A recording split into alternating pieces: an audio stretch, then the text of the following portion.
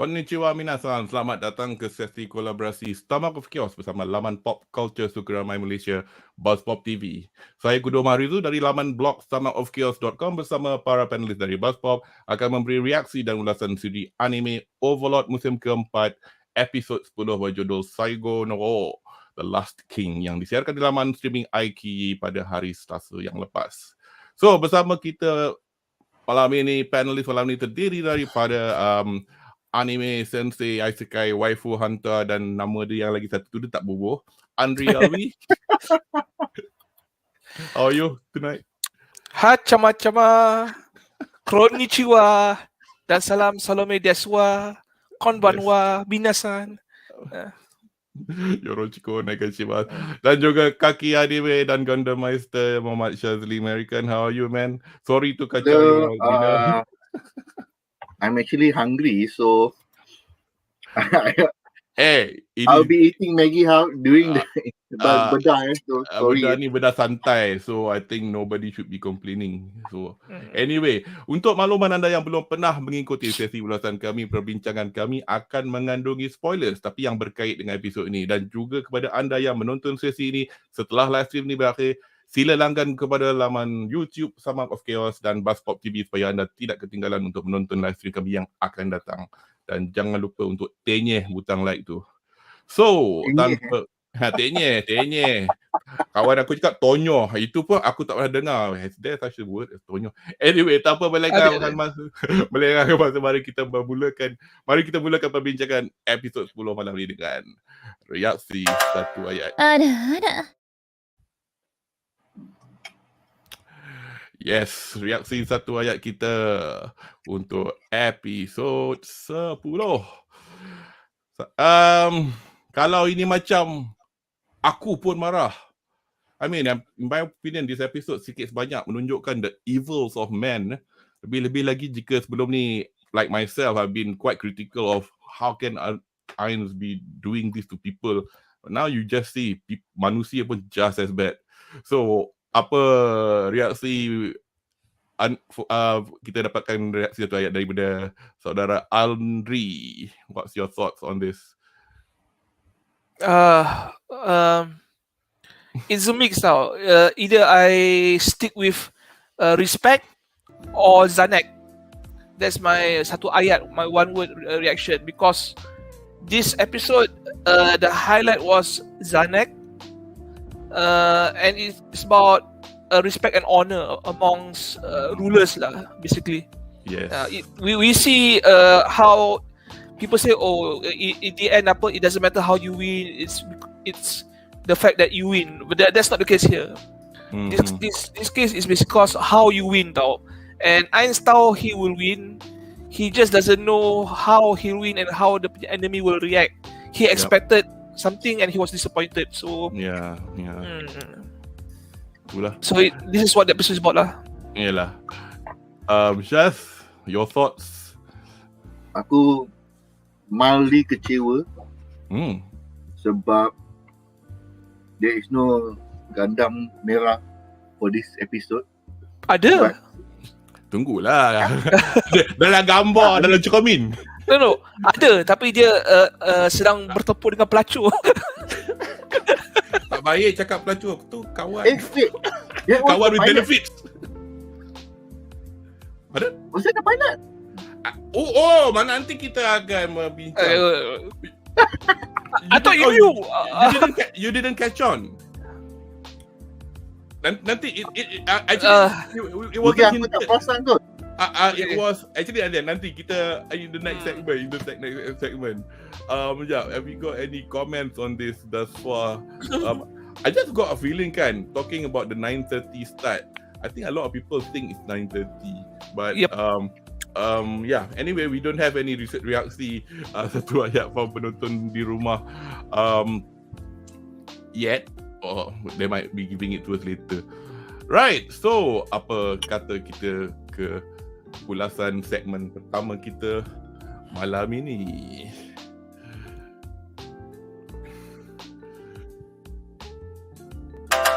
Ada.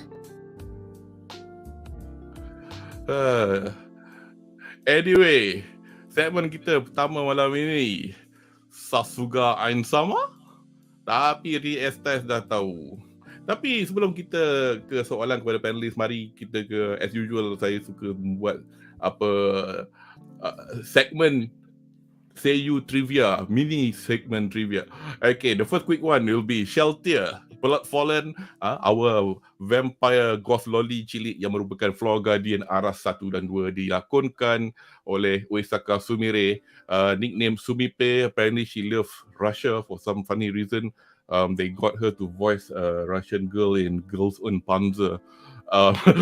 Nama Nonna. I don't follow that, but I follow.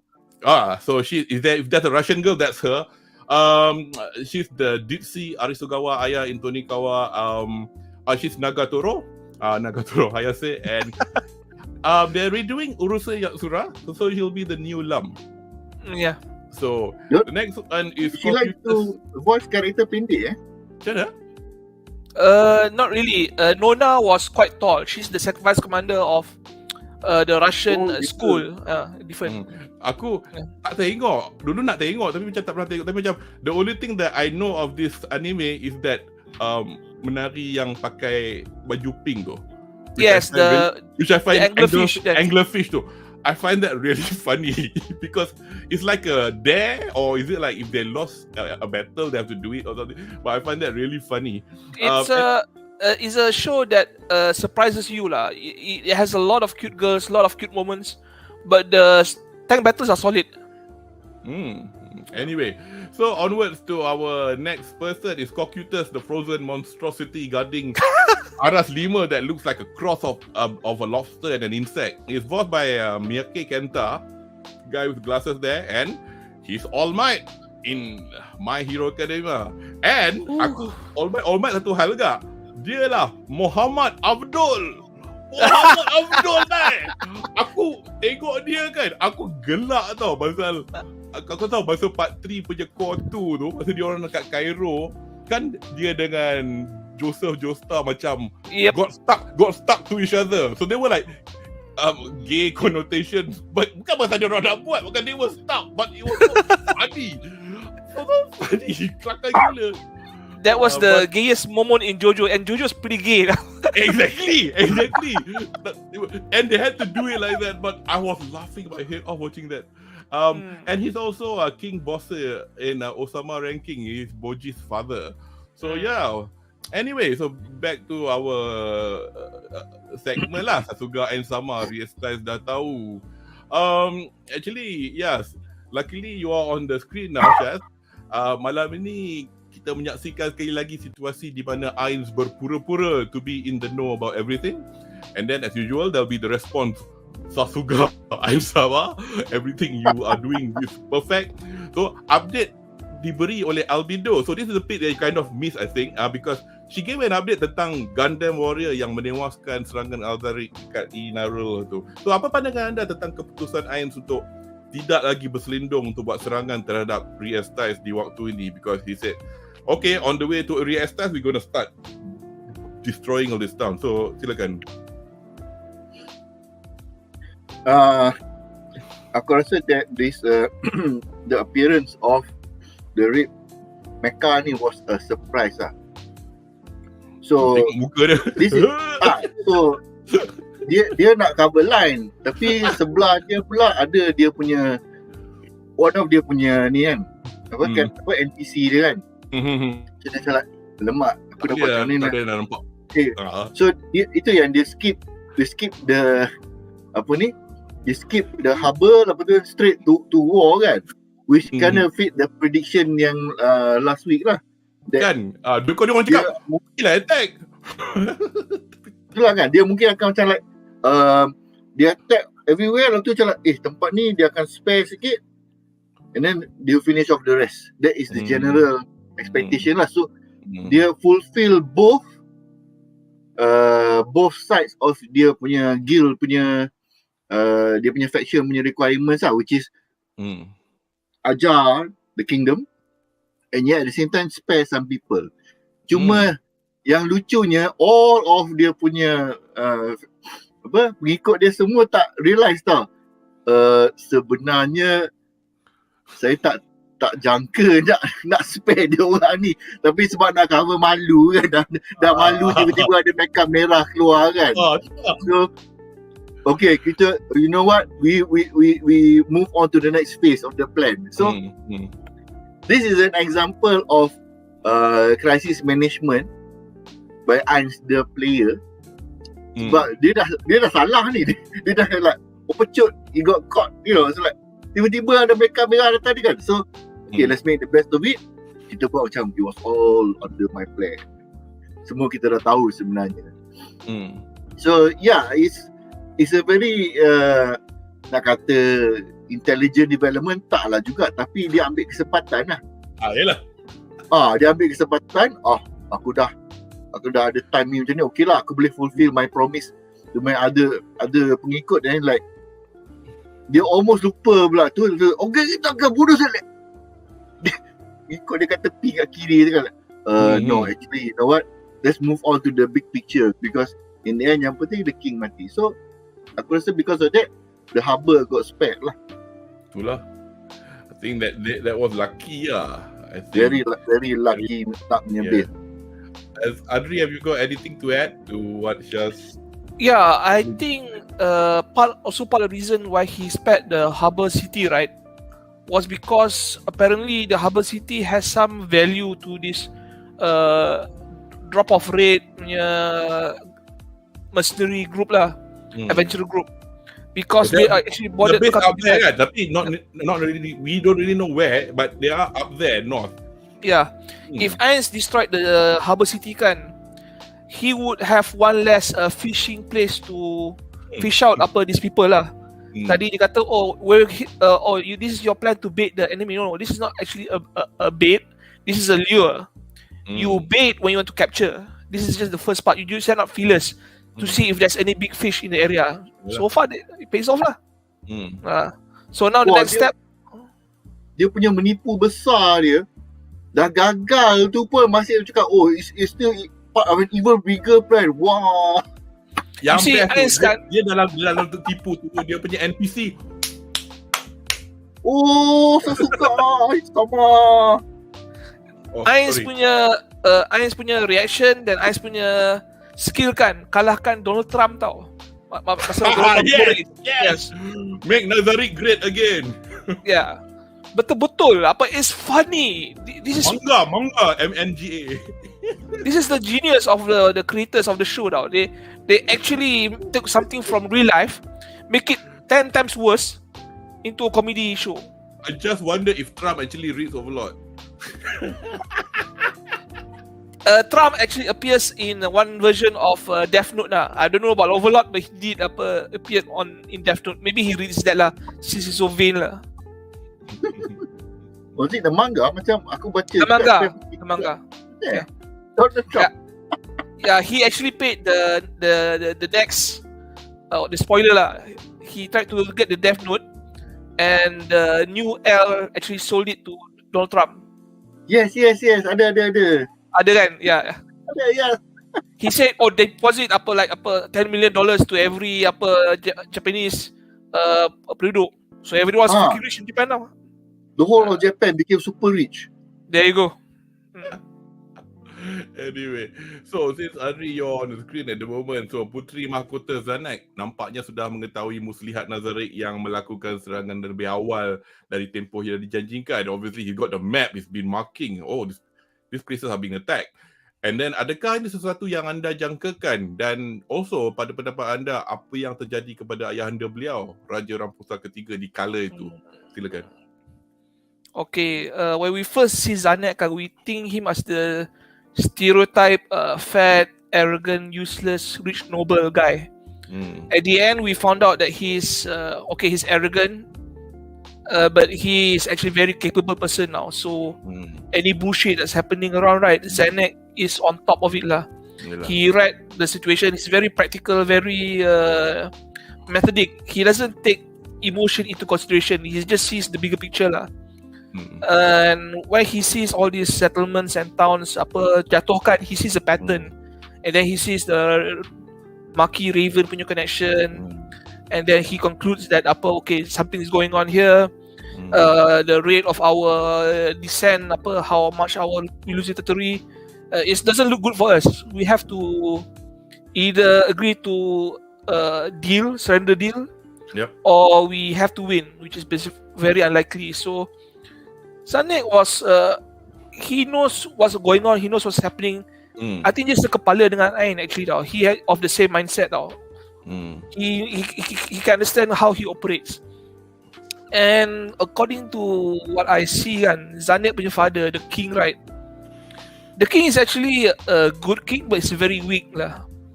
He chose the wrong person to become crown prince, Barbarossa, that guy who got killed in Karn village during the previous war.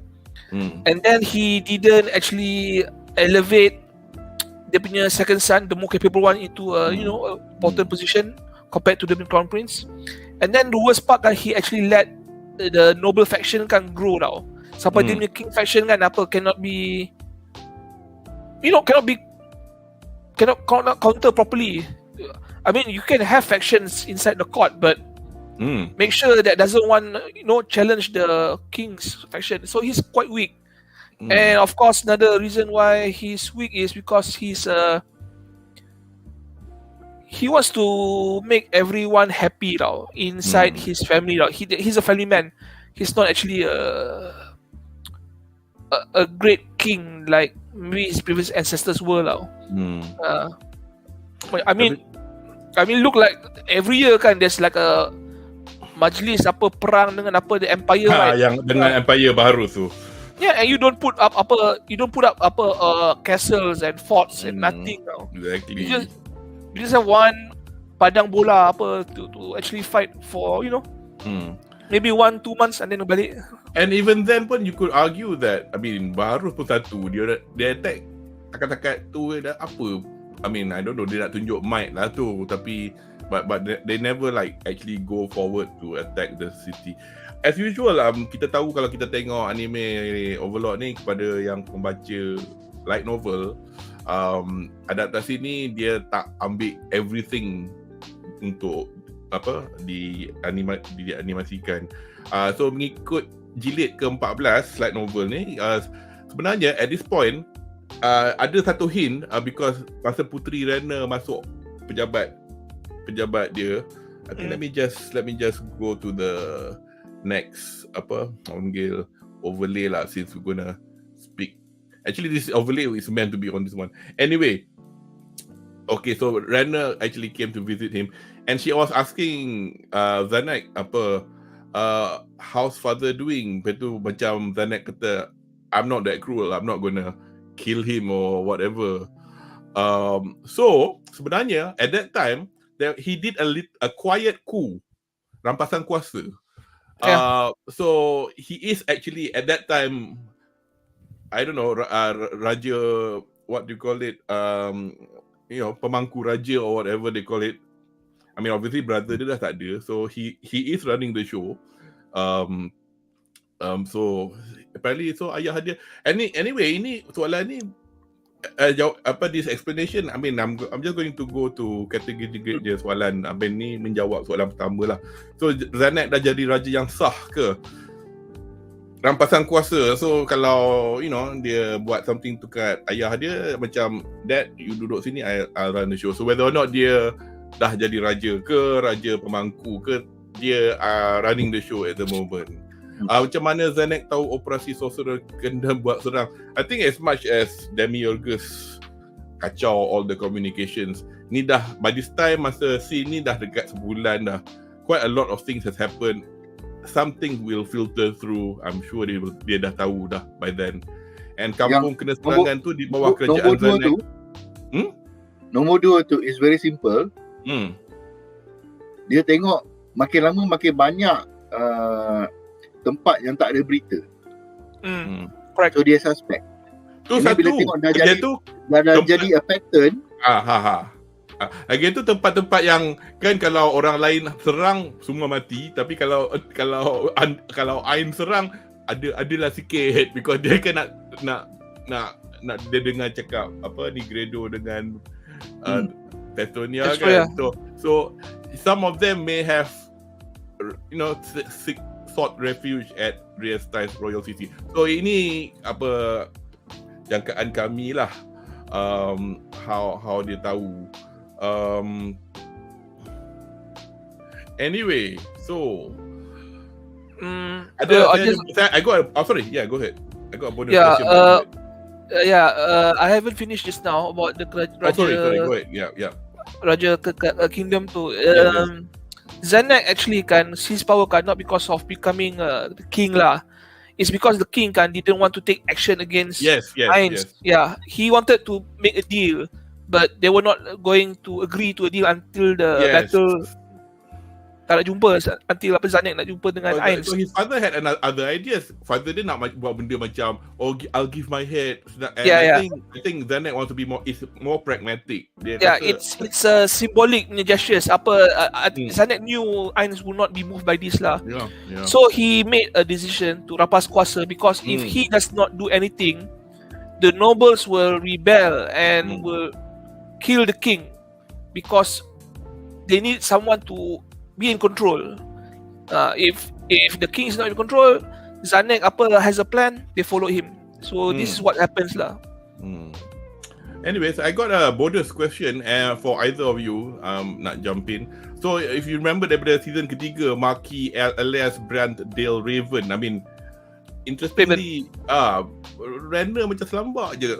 Raven, sedangkan Raven ni masa kita tengok dia dulu macam dia ni kurang ajar sikit, tapi as season 3 unfolded during the battle, you see he's actually a nice person. So dia merupakan bangsawan yang mengetuai bala tentera Raja RE-ESTIZE di medan perang Kasa yang kemudian dia bersara selepas kalahnya tentera tu di tangan Nazarick. Ni this is not a pun, but adakah anda rasa beliau dikambing hitamkan oleh Puteri Renner? Kambing hitam ni guras. Anyway, atau berpaling tadah ke Nazarick. So anybody has any theories?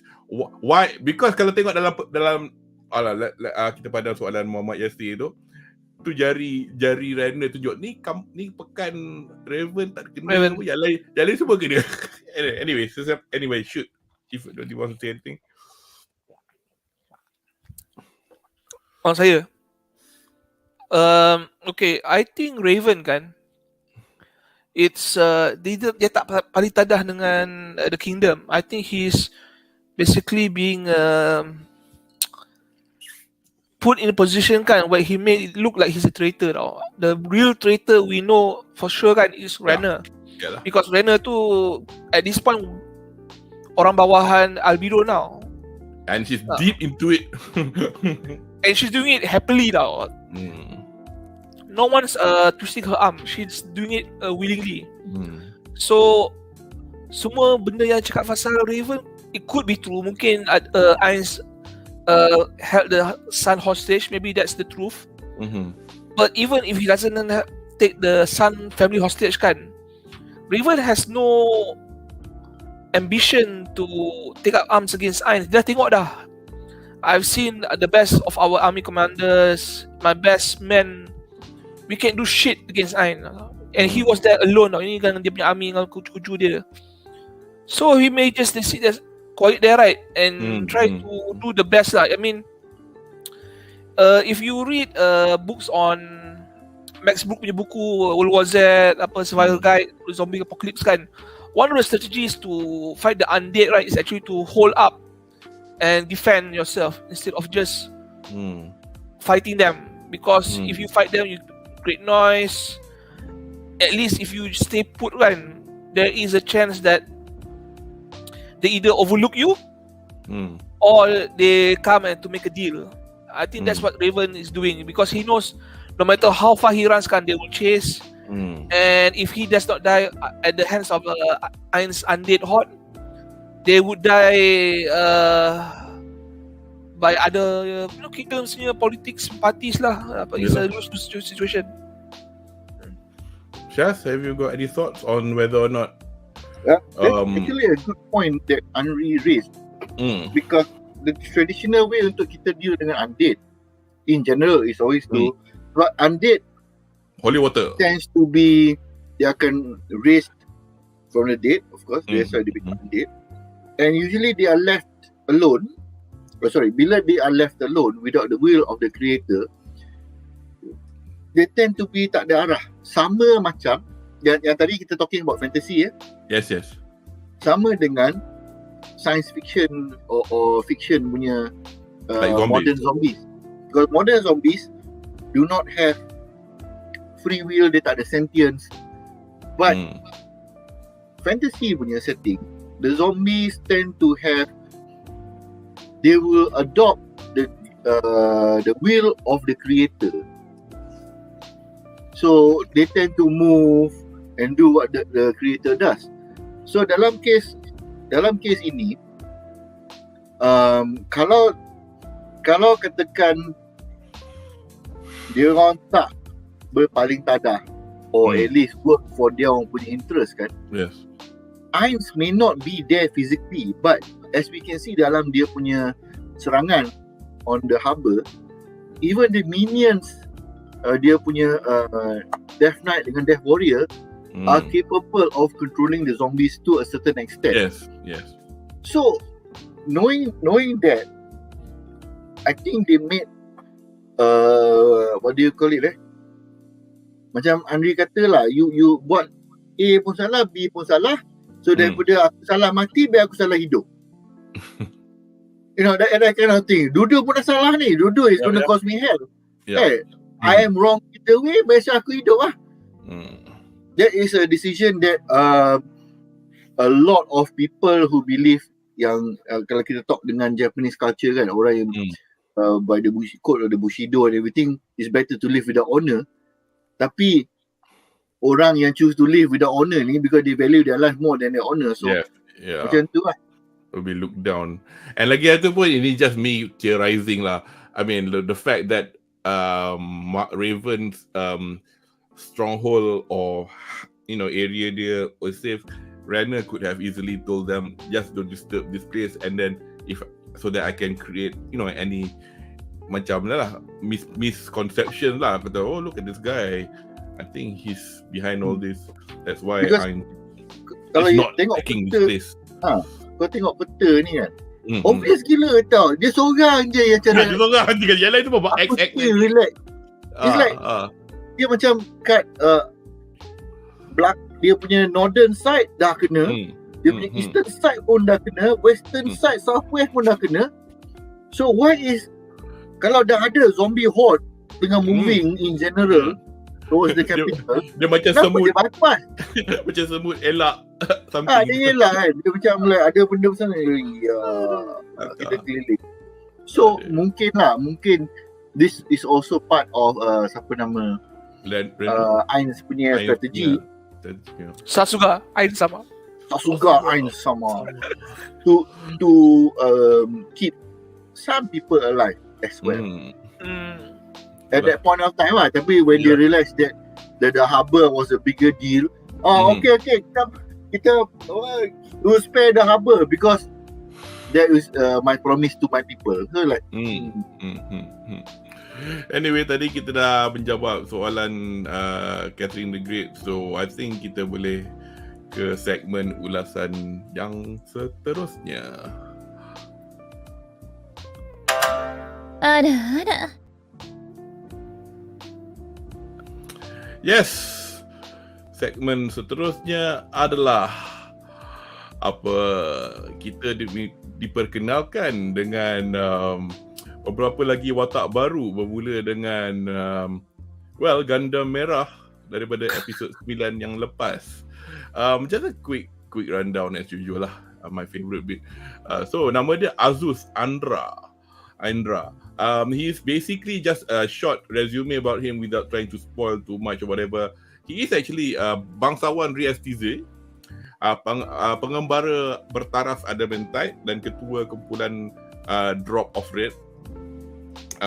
Dan dia bapa saudara kepada ketua kumpulan Blue Roses.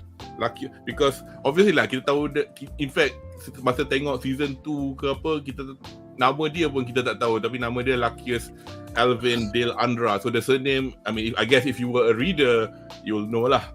So as usual, last week kita dah sebut dia ada powered suit, nama armor of reinforcement, and kita theorize whether is it a Yggdrasil punya ni. Tapi we'll leave it at that.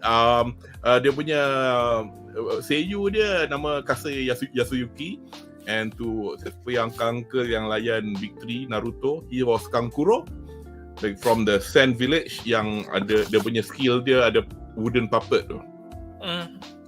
And he's also Mikitaka Hazekura. I've not watched JoJo Part 4. That's the guy. He's supposed to be an alien or something. Tapi another trivial point is, if you guys siapa yang layan Spy Family, ingat Yuri kan, yang special secret service untuk Ostania tu, he is the guy who he's the seiyu for the officer yang muka macam Mads Mikkelsen with a scar on the eye.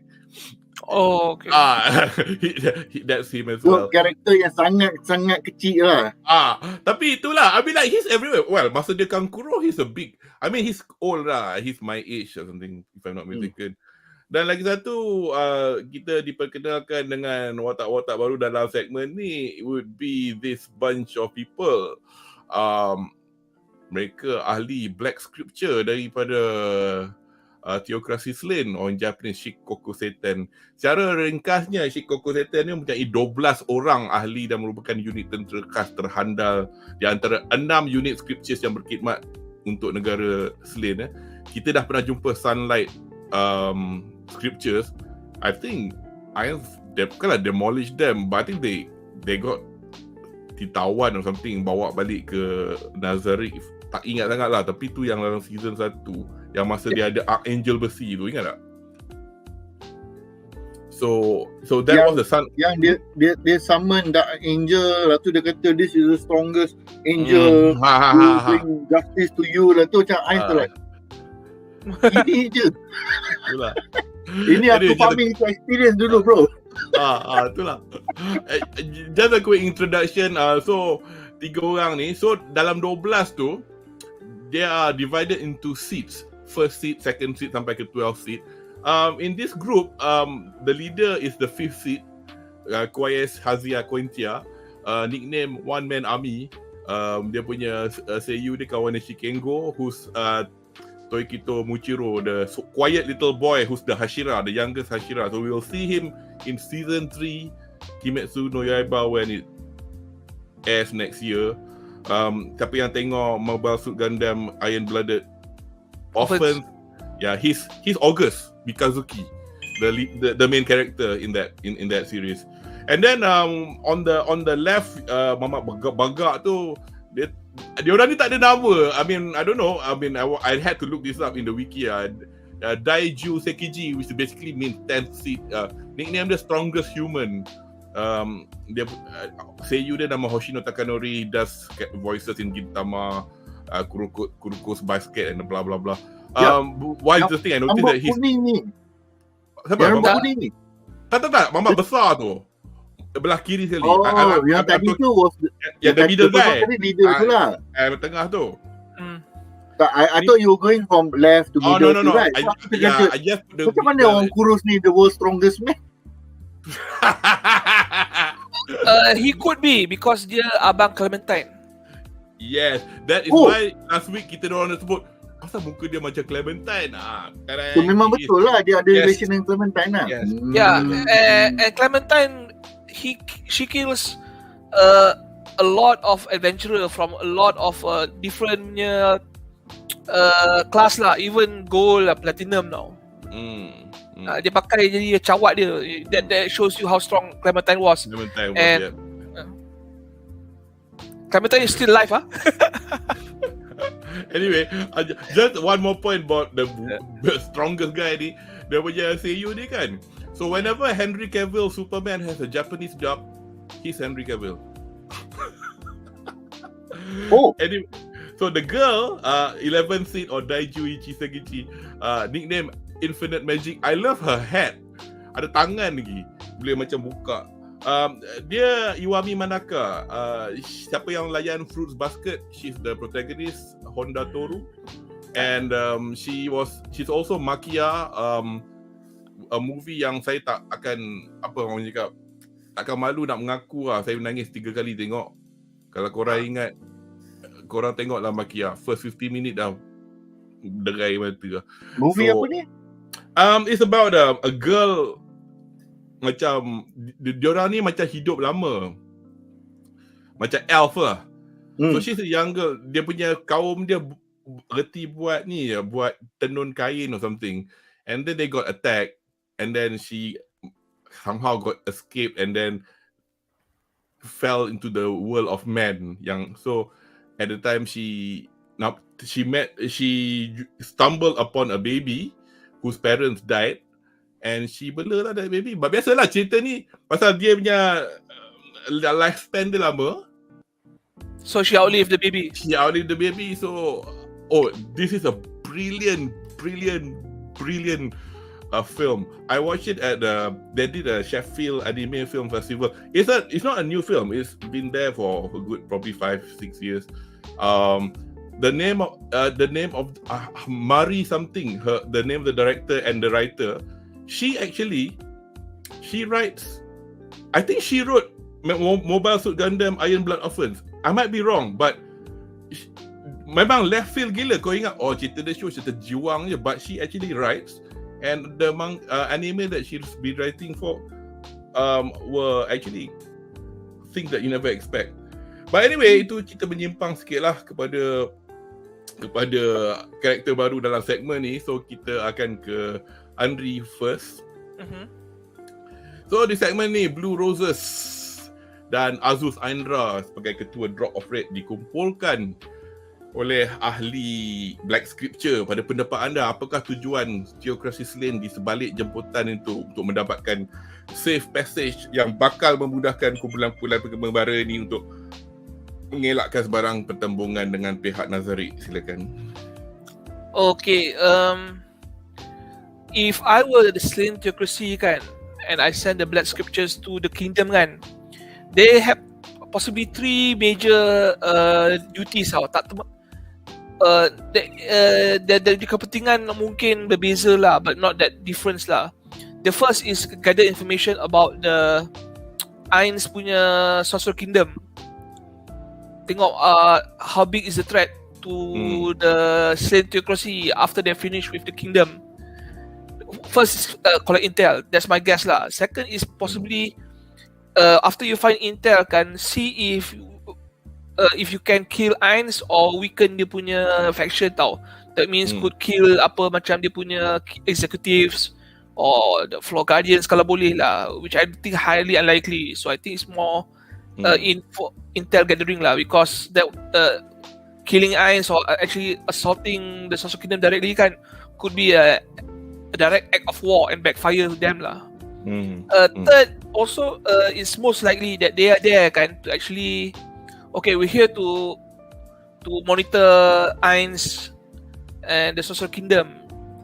Maybe we'll help you, attack and kill the Sorcerer King. But the third and probably most diabolical punya motive kan is basically maybe they're there kan to actually take away whatever valuable things they can find in the kingdom, macam the national treasures, holy texts, magic tomes, because the kingdom is done.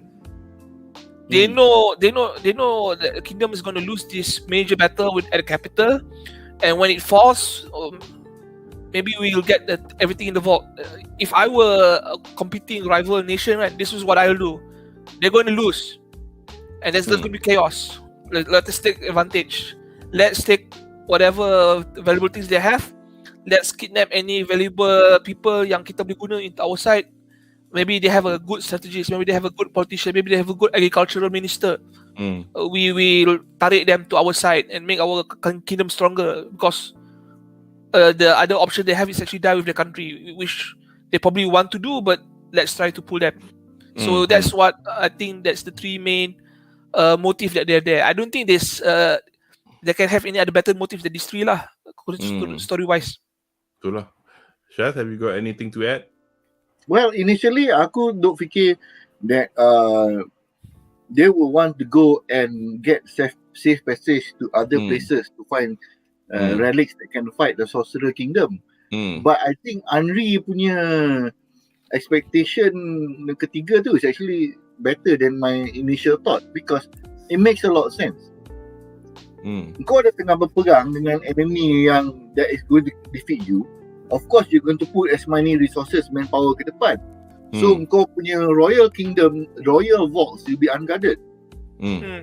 And most likely, the one ni ada access kepada bukan not only world level, item punya level, but Yggdrasil punya assets lah. Assets or spells, which as we know, they have access to. That's the thing. Kalau kita tengok macam how they did to Shelter kan, like they got stuff kan, macam so that like is the highest level item. So most likely they will have lower level items which can open basic Royal Vault punya magic doors. Yeah. You know, or worse comes to worse, dia suruh je lah mamat kuat tu pecahkan dengan dia punya weapon apa ke. They have a plan lah. Definitely they have a plan. Aku agree lah that they might want to rob or at the very least save some holy text and whatnot, magic tomes and apa-apa ke. Masa ni lah, this is the time lah. That's why kita tengok yang Blue Rose tu macam like what is a rival adventurer party which is also is like almost on the same level or even higher within the kingdom kan. So macam that's why they are on their guard. And I think if tak salah saya, they are all like at the Adamantite level, the Black Scripture, if not as you say, if not more. And ada satu komen menarik daripada Naoki here. See, novel Black Scripture nak recruit as AZUTH, tapi bukan dengan cara damai macam dalam anime, tapi dengan paksa. Kalau tak ikut, dia orang akan bunuh. Tapi AZUTH ada sebut satu nama, kena cut. Itulah, I mean, I guess because dalam anime dia orang tak adapt fully, because kalau tidak this will be a a 75 episode season. But at the moment also it's quite interesting, it's quite nice to see the showrunners manage to select and adapt to make it understandable, because agaknya setengah point tu tak ada pun tak apa pun. So anyway, since you are on the screen at the moment, soalan yang seterusnya adalah untuk Syaz. Let me kita so AZUTH Aindra nampaknya agak yakin untuk menolak pelawaan dari teokrasi Slain, dan lalu beliau bersama teman-teman terus ke Kamati. Tak, lebih penting lagi, adakah anda merasakan ada kemungkinan beliau dan kumpulan Drop of Red, jika mereka tiba selepas ni, untuk menghadapi serangan Nazarick? Dan jika begitu, apakah dorongan bagi beliau berbuat demikian? So what are your thoughts? Silakan. Aku punya initial thoughts, aku rasa yang rambut brown tu lagi lawa lah. I know you. Tot. Tapi masalahnya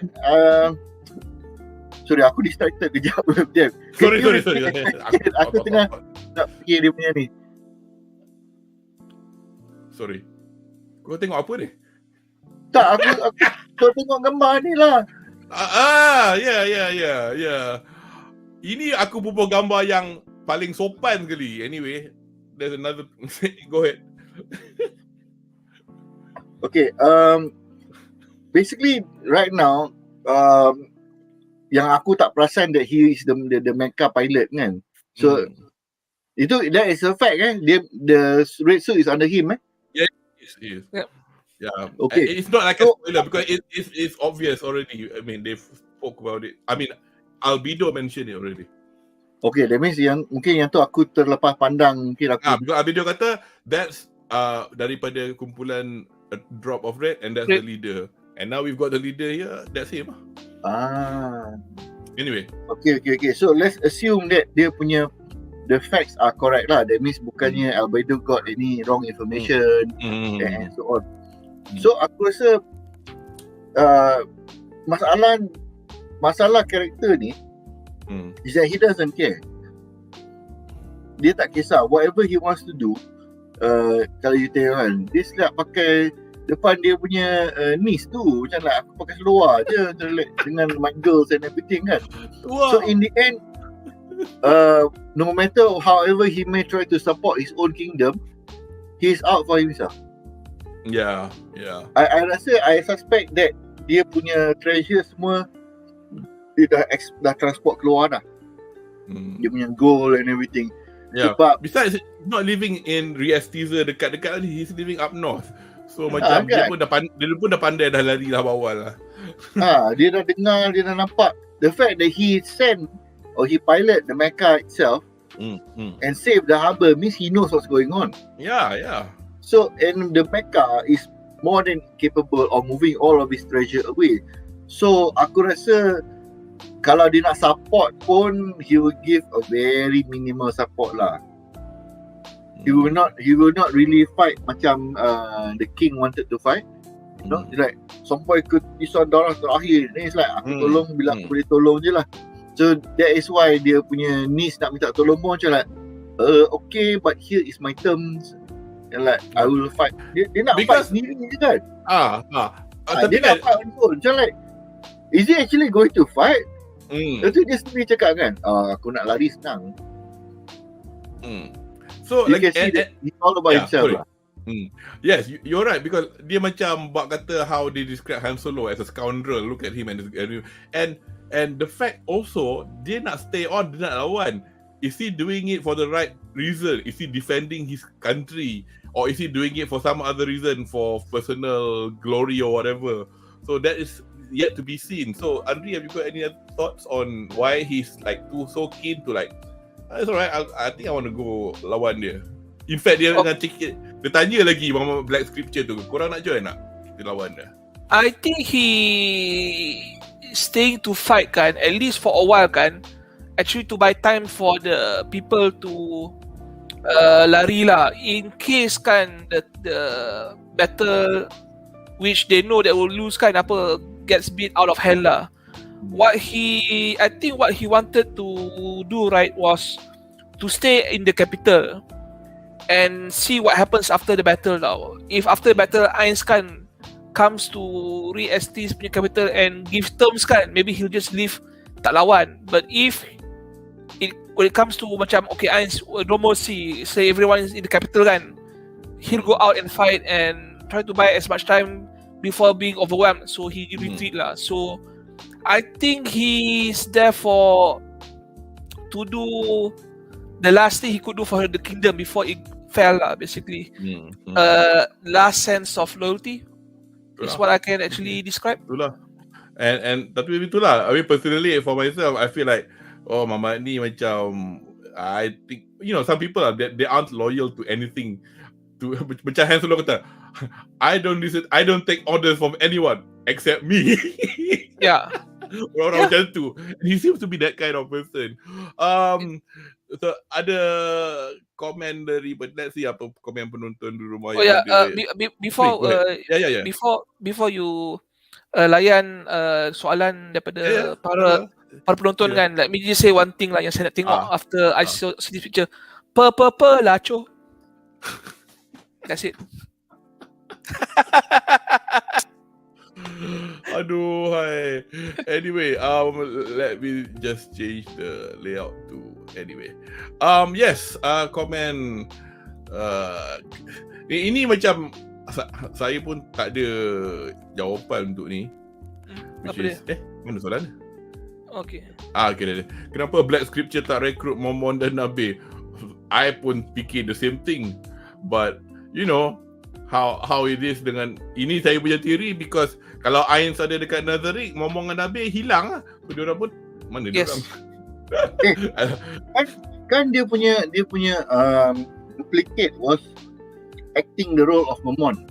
I know, but sometimes kadang-kadang he'll use this guy, apa nama dia? God, Pandora actor. What a name.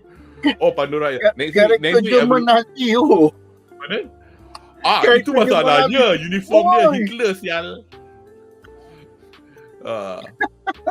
But Ini that one simple because they can try to recruit, tapi kalau tak layan, habis lah. Itu je. Apa ni, kau magic kalau guna pada AINZ boleh kena control tak? Ini saya dengar malunya tak sure what Call Magic is. Anyone? I think it's okay. Control magic go. Okay, dia macam ni. In general, magic dalam Yggdrasil dia ada level-level dia. So as kita dah tengok dalam the precedent, kalau kita tengok bila dia lawan dekat open field tu, and all this sorcerers and whatnot, tembak magic kat AINZ, zero effect. So most likely dalam Yggdrasil punya magic system, dia ada levels of immunity. So kalau your spell level is below certain level, dia terus like okay whatever, tak resolve pun, it doesn't work. They just kena negated. And if you are level lower than AINZ, mungkin some spells dia punya effect akan kurang or negated as well. And mungkin certain spells can only work up to certain level. That means benda yang higher level than say 90, the spell has no effect. Yeah, I think it's mentioning charm magic, not calm magic. I think the charm magic yang dia guna dekat pelacur dua orang tu. Yeah. Yang siapa Evil Eye buat dekat charming magic lah, charm magic, control magic. So that's why if that's the case kan, I'm with Shaz, because you have to understand Leech ni kan is a creature yang INT, which means his INT wisdom tinggi. They usually have high tolerance for status magic. And then besides, I mean, you know lah, kita tengok masa dia lawan Sheltier at the end of season 1. I mean, kalau lawan Sheltier pun dia pasang all the buffs yang, you know, pasang. Jangan harap lah apa, so, you can touch him. AINZ will have a lot of relics that dia pakai, or sebab kalau kita tengok the adventurers, dia pun ada special skills that they can activate. So dalam as most games, dia akan ada active skills dengan skills yang passive, yang always on. So kalau kita tengok AINZ, tak silap aku, dia ada immunity to basic weapon. So dia kau hentam dengan kayu semua tak ada effect. Kan? So that is only one of it. So I'm pretty sure at his level, and bukan saja at his level 100, but the fact that he is in the number 1 raiding guild that has done so many things, dia mesti ada additional custom abilities which can only be accessed or rewarded kalau you achieve certain events. So setakat charm magic macam ni, is no issue lah. Just a couple of comments about berbalik kepada soalan apa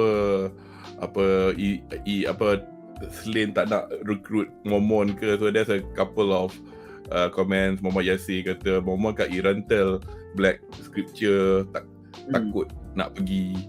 And then Nauki also said the same thing as well. So saya tengok kat YouTube kata fans OVERLORD sebabnya Black Scripture tak berani nak pergi ke Sorcerer Kingdom. Sebab logical juga, sebab kalau dia orang pergi ke sana, nanti AINZ will take it as a kenapa korang punya agent masuk negara aku? And also and the Slain are smart, and they know they're not gonna do stupid things like how that Philip did kan, macam they know AINZ pangai macam ni, so janganlah. I also think that it's also personal reasons lah why the leader of the Black Scripture tak nak recruit AINZ. I think he had learned that possibly Momon bunuh Clementine. I think dia tahu dia dengan Nabeh was the last person to confront Clementine apa masa season 1, masa pergi dekat graveyard tu.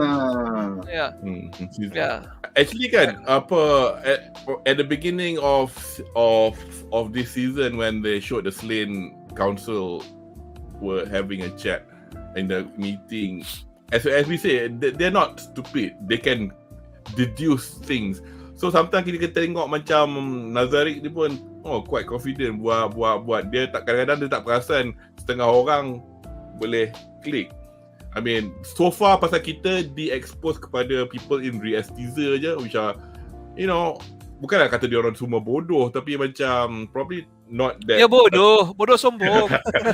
not that sharp lah, not that sharp. Because in that meeting masa dekat Slane tu dia kata, ya, ini kena serang pada Jalda Bawas, tapi diselamatkan oleh that moment. Lepas tu dia kata, so somebody mentioned, do you think that they are all working together? No, they're not stupid, because they can be as conniving as Nazarick. Orang-orang yang sepandai tu, they can pick up. Do you realize that there's a big difference between a social culture between the empire, the kingdom and Slane theocracy? Okay, when you meet a noble kan dekat the kingdom kan, they will say, oh, my name is blah blah blah, I'm the duke of blah blah blah. The empire, you see the emperor kan, oh, this is my full name, apa blah blah, I'm the emperor blah blah blah. Tapi the Slane theocracy kan, when they send envoy to the empire and they dekat gladiator ring kan, and then when I tanya siapa ni people from Slane theocracy kan, oh, we are nobody, we can introduce ourselves in a later date. They try to keep everything secret kan until the end, as long as possible tau. So there's a big difference between mentality and culture tau. They know that pangkat is nothing to be proud of tau. It's just intelligence. If we negara give yang mengamalkan meritokrasi. Yeah. So you see, not mentioning anything. So you see kan the difference between intelligence between the nations lah. Yeah. Also, I think because they realize that information is power lah. Yeah. Even the time when the Black Scripture pergi kan, they didn't introduce themselves like, oh, we're the secret service. No. Yeah, because AZUTH yang macam korang Black Scripture kan.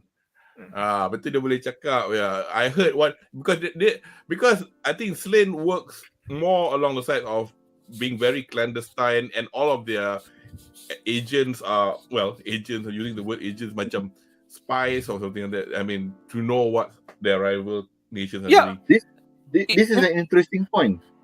Because long ago, season 1 ke season 2, when that small adventuring party invaded Nazarick kan, dia seorang standing there, dia like, I will fight them. Lepas tu dia tengok, mana kau sikit kita, we have a chance against this guy.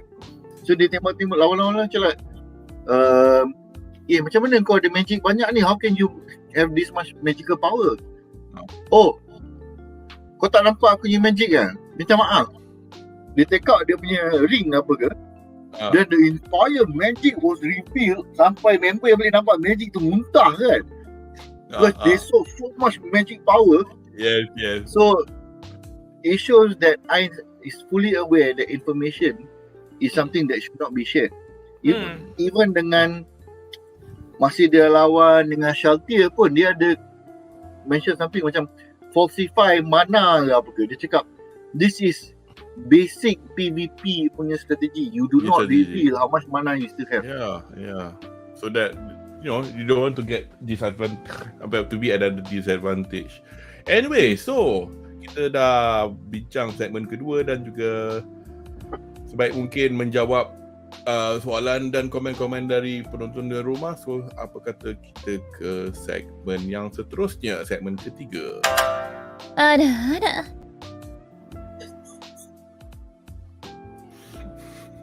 Syaz suka enggak? Anyway, so kita ke segmen ketiga yang bertajuk Revolusi Bangsawan Pengecut. Actually aku bila tengok part ni aku emo juga sikit. So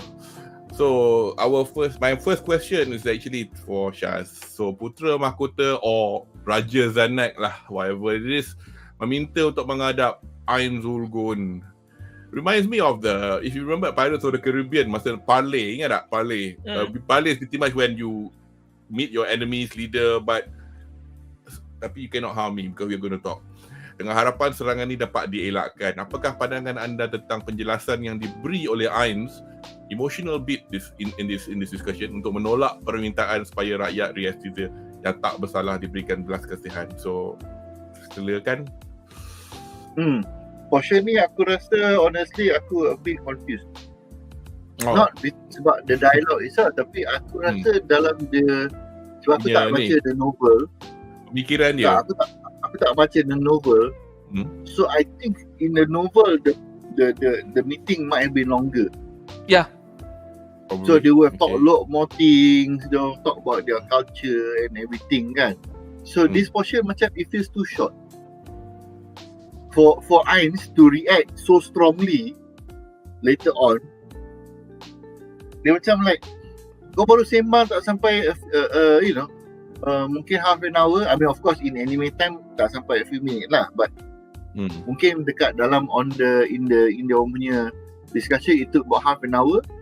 But I suspect dalam the novel it could have been a 3-hour meeting, sembang, makan and everything, although AINZ cannot eat anything.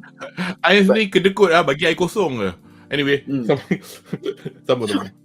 So dia punya discussion tu, because in a way AINZ know he's going to win. He knows for a fact he will win. So he wants to know who is this fella who overthrew bapak dia yang nak a peaceful solution and is brave enough to stand for their nation. Knowing for a fact dia dah tahu dia strongest warrior mati jentik macam tu je. And the news that Irantel surrendered because of 5 kambing besar. And you're here with me face to face. Berani tak berani this guy? And also wearing dia punya greatest warrior punya armor kan. So aku rasa it was a gesture of honor, and that's why bila Bedah cakap dia cakap no, so aku kena pergi seorang. Even Cocytus pun offer to escort pun saya cannot. Because King Zanak arrived alone. Berani tau, dengan askar beribu kat belakang, dia datang kuda pendek ketok ni, aku seorang. Aku nak jumpa king korang. Kalau you imagine kalau dia datang dengan 2-3 orang, and Zanak balik ke dia punya soldier cakap, celaka dia orang tak berani jumpa ke seorang kan. Kena ada 2-3 orang escort. Benda tu pula kalau dia beritahu dengan dia punya askar pula ada yang lari spread the news. Habislah dia punya image. The Sorcerer King yang penakut. So meeting by Edon is fully dia kena jaga air muka dia. Yalah, betul. About the topic yang dia discuss, that was very interesting. Sebab dia discuss about dia orang punya briefly about how they view the war that is about to happen. Boleh tak? He is Zanak ni, who is clearly on the losing side. Dia tak ada position nak bagi apa pun. Exactly. Minta jasa baik, boleh tak kita jangan lawan. That is like, wait, berani kau. I mean, dia tak demand stop the fight. No, minta jasa baik. That is in general. Kalau orang yang berani tapi dah tak ada jalan lain, that is the only way you can minta ni lah, you can stop a war. Tapi AINZ does not even offer all option. No. I need to go. I must go to war. Because there is no way around it already. I think also AINZ is trying to prove a point that in his opinion he is doing the right thing, but to say that dia tak macam like how Zanak did say, he's actually quite human after all, because he said, I will give you a respectful and a painless death. As opposed to mampu kah aku kesiatkan daging kau sikit-sikit masa buat sate ke apa kan. So this is a very important point. Yes. Nak kata macam mana assuming in the news that he is very human spreads to other people. That might be a weakness that can be exploited. Yeah. Itu satu. But kedua, bila dia cakap all his terms, things that this when you seek joy, happiness, what will you do? You will do anything. Kan? And doing this makes me happy. So, adakah that is the words of AINZ the player? Or adakah AINZ the character? the words of AINZ the character? This is a very big point. Sebab kalau betul-betul he is that comes from his heart, that means dia punya character is slowly taking over the player tau. That means he is becoming less the player and more of AINZ the character. Yeah. Which is quite scary. Or that might be the entire moral of the story. Is that you have to be careful of who you want to become, because it might actually come true. Or it could be something different. It could be the player is merging with the character and becoming a new other persona. Someone else. Someone's not the character, someone's not the player. A merge of the two. But just to add Shah's bit kan, I think AINZ is actually there because he wanted to. I think he feels he owes the kingdom kan. An explanation. At least, An explanation. No. He's trying to eliminate the kingdom. Okay. Sorry. And Zanek knows why. After dia dengar explanation, he doesn't want compensation. He wants to make the kingdom an example. Do not fuck with the sorcerer kingdom of Nazarick. We will kill all of you, and no amount of apology or compensation or kowtowing will save you from our wrath. Okay, that part Zanek faham, and he made peace with that lah. What AINZ kagum kan, I think from this meeting right, is Zanek didn't ask anything for himself. The other nobles kan said, please spare me and my family. He was expecting Zanek datang kan, okay, you can kill the kingdom, but please spare me and my family. Let me move away to another kingdom and live in peace, and so you'll never hear from again. I think he was expecting that, but Zanek didn't even mention that for himself tau. Yes, exactly. Exactly. Interesting. So he said, okay, so this is a true noble, have pride. Exactly. Choose to die among his people. Okay, I can respect that. Itu yang bila kat hujung tu dia kata aku punya mood dah berubah. Bosan. Because somebody who is honourable, who is willing to face him on the field, was killed by cowards.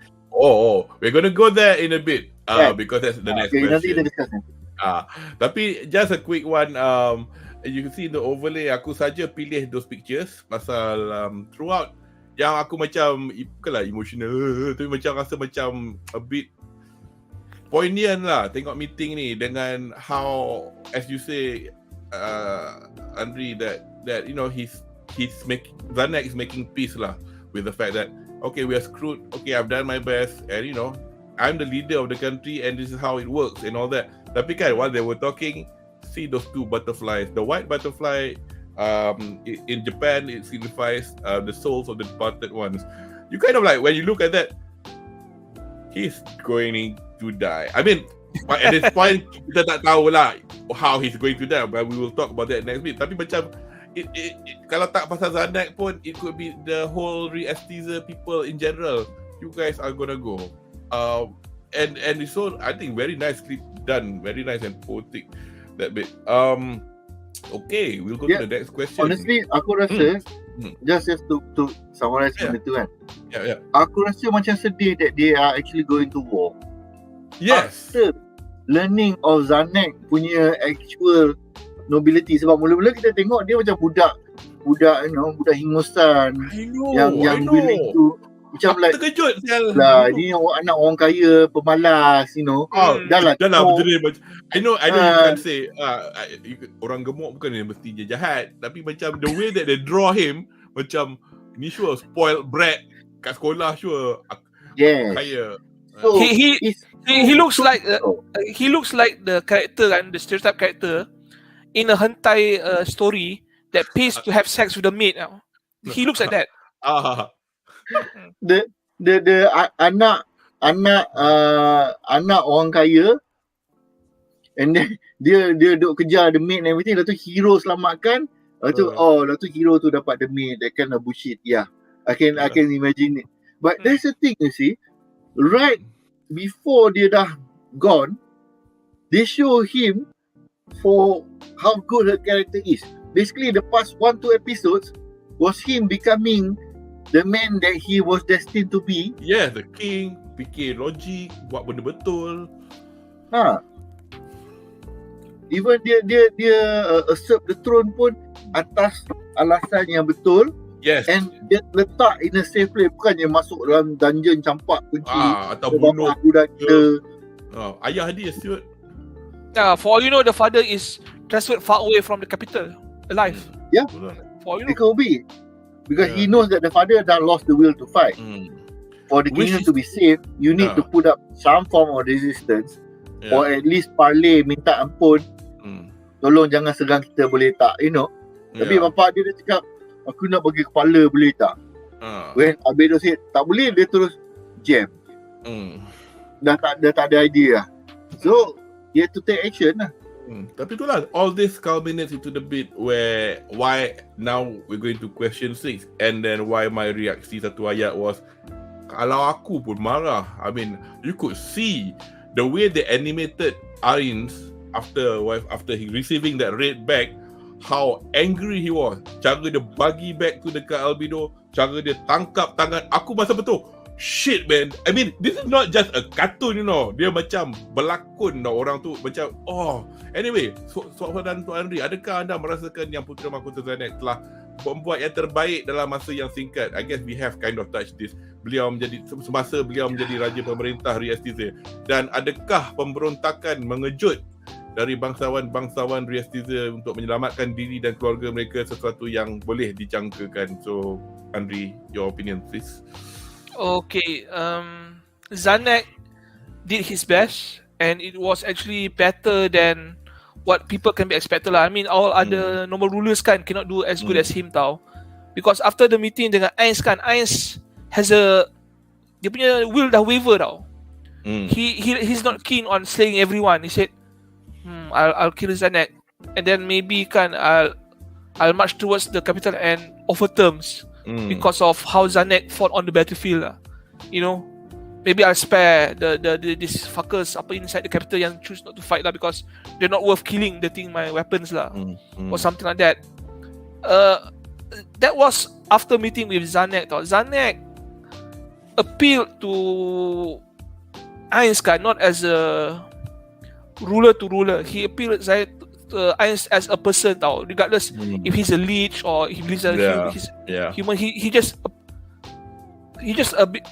being honest with AINZ. AINZ ada soalan kan, he answered truthfully. He doesn't care about the sword anymore or the razor's edge. He can have the sword, he can have the kingdom, but please spare my people. That was dia punya niat tau. That was what he wanted to do at the end. He knows this may be his last act as king, and he's trying to perform it until the end now. So this move AINZ, and AINZ kan is a skeleton tau, and yet we see kan daripada nada suara dia kan, he got pissed tau. Dia punya mannerism berubah. You don't see him, you tak tengok dia muka murung anything tau. You see kan dia cakap kan, dia punya nada berubah, dia punya cara diri pun this is an animated show, cara dia berdiri, cara dia posture, he was angry as fuck. It's evident. And then bila dia pegang tangan aura, suruh neuronis sisa semua mati kan. In fact, bila minta mati baru bunuh diorang, itu pun slow. I don't think aura kan dia can recall kan. Bukan dia boleh kata kalau dia nak mati, jangan bagi dia mati. Dia boleh mati. Boleh bagi tapi slow. So I think this is the first time kan he actually stop aura kan by pegang dia tau. So this is the first time he got really mad tau. Marah sangat. I need to watch this scene again sebab that small ending scene tu was very strong. Dia punya Serious. I reaction. mean, aku tak tahu lah. Aku bukan je macam kata it's, you know, at the end of the day it's just a cartoon. Tapi masa aku tengok episod dia, aku macam rasa nak baling. Memang bengang gila lah. Bengang Actually gila. tau, I mean actions wise kita nampak dia baling the head and everything. Tapi masa dia diri tu, masa he was looking at the back, kau bayangkan kita nampak tengkorak ni tau, it's a skeleton tau, but you can tell he's angry. Yeah. Muka Dia tak buat apa lagi. Dia tengah diri tengok back tu pun dia dah macam like, I know what this is. Yeah. So and he's standing here staring, kau boleh nampak dia marah tau. So macam like, wow, well done on the animator punya part. Yeah. To make somebody whose expression on a bone, because a lot of expressions, Yalah. because dia require muscles and skin and everything Yeah, kan. dia tak boleh senyum. Dia, At most the dia boleh bone animate structure- mata dia sikit. pun macam like, Body It's ni like- lah, body language je lah dia boleh buat. Nak bagi nampak. I'll be honest lah. Hmm. At this point of time, aku ingat Zanek for some reason would win tau. Or that, some loyal soldiers will come out and assist them. Zanek had a fighting retreat ke apa ke, then the soldiers tolong. Lalas mati juga Mamat ni. It was quite sad lah, because Yeah. right before that you saw how noble he is. So aku ingat he will get the kind of ending that Stronov will get. Macam dah lah pakai armor sikit sama. je betul. Kan tak rasa apa Ah. pun. Yeah. Dia tak tunjuk pun dia fight. It goes to show that Zanek cannot really fight. Cannot fight. He was Exactly. just an act of defiance. Yeah, kan. But itulah I was hoping that they will be like AINZ tengok apa kecoh kat sana kan, dengan dia punya magical camp, tengok Zanek fighting retreat and everything. So like, even among the humans kat sini pun ada juga yang hati pengecut and everything kan. Tengok they just show the resolution macam like, oh shit. Yeah. Uh, And then- uh, Sorry. Yeah, That was just half of my answer. The other half for the question kan. Sila. Other half of the question kan. Before I continue kan, okay, I agree with Muhammad Yasir. AINZ punya casting was spot on, perfect for the role lah. Yeah, he sounded perfectly in character tau. This whole last 10 minutes tau. Memang bila dia marah, memang we feel every emotion tau. If there was an award for seiyuism, he could win lah. Okay, the second part of the question about the nobles kan. Do I expect them to rebel? Yes, I do. Because these noble kan, these noble kan are not the ones who went to the previous war tau. Yeah. These are nobles kan yang tak pernah nampak perang langsung tau. They are scared shit. The ones yang dah battle hardened, yang mati. semua yang either dah mati atau they if they survive they resign and do like Raven. Macam Raven lari. Went out of the country or tinggal dekat hermit dekat hutan. I'm done fighting undead I've seen what happened. These people are soldiers from the rich classes tau. They could be levies, they could be conscripts or mercenaries, which is most likely. And they do not want to die, especially the nobles tau. So they think that by offering Zanek the head kan, they could bargain tau. But they didn't know kan that AINZ is not interested in ruling land tau. He's not. He wants to conquer the world because of one reason. He wanted to safeguard dia punya guild and meet other players. That's it. Whatever happens to the kingdom, you nobles, tak kisah. I'm not going to collect gold from you just because to get rich. No. So they don't understand this. So that's why Zanek punya rebellion kan is expected lah. Unfortunately, Zanek can expect too much from his people lah. So he died trying to do his best for his people, but he got betrayed for them by them. Exactly. And then how AINZ reacted is appropriate in my opinion, because it's like, so this is how it is. Because he probably would have katalah macam things went as planned, macam having the fight the way that he had discussed with, and he probably would have given some mercy to some people. Now it's not because he sees how ugly you guys are. I mean, ini kelakar gila. Yes, apa tak boleh gerak ni. Tak, because Muhammad Yasin tulis Banzai, thank you, Banzai.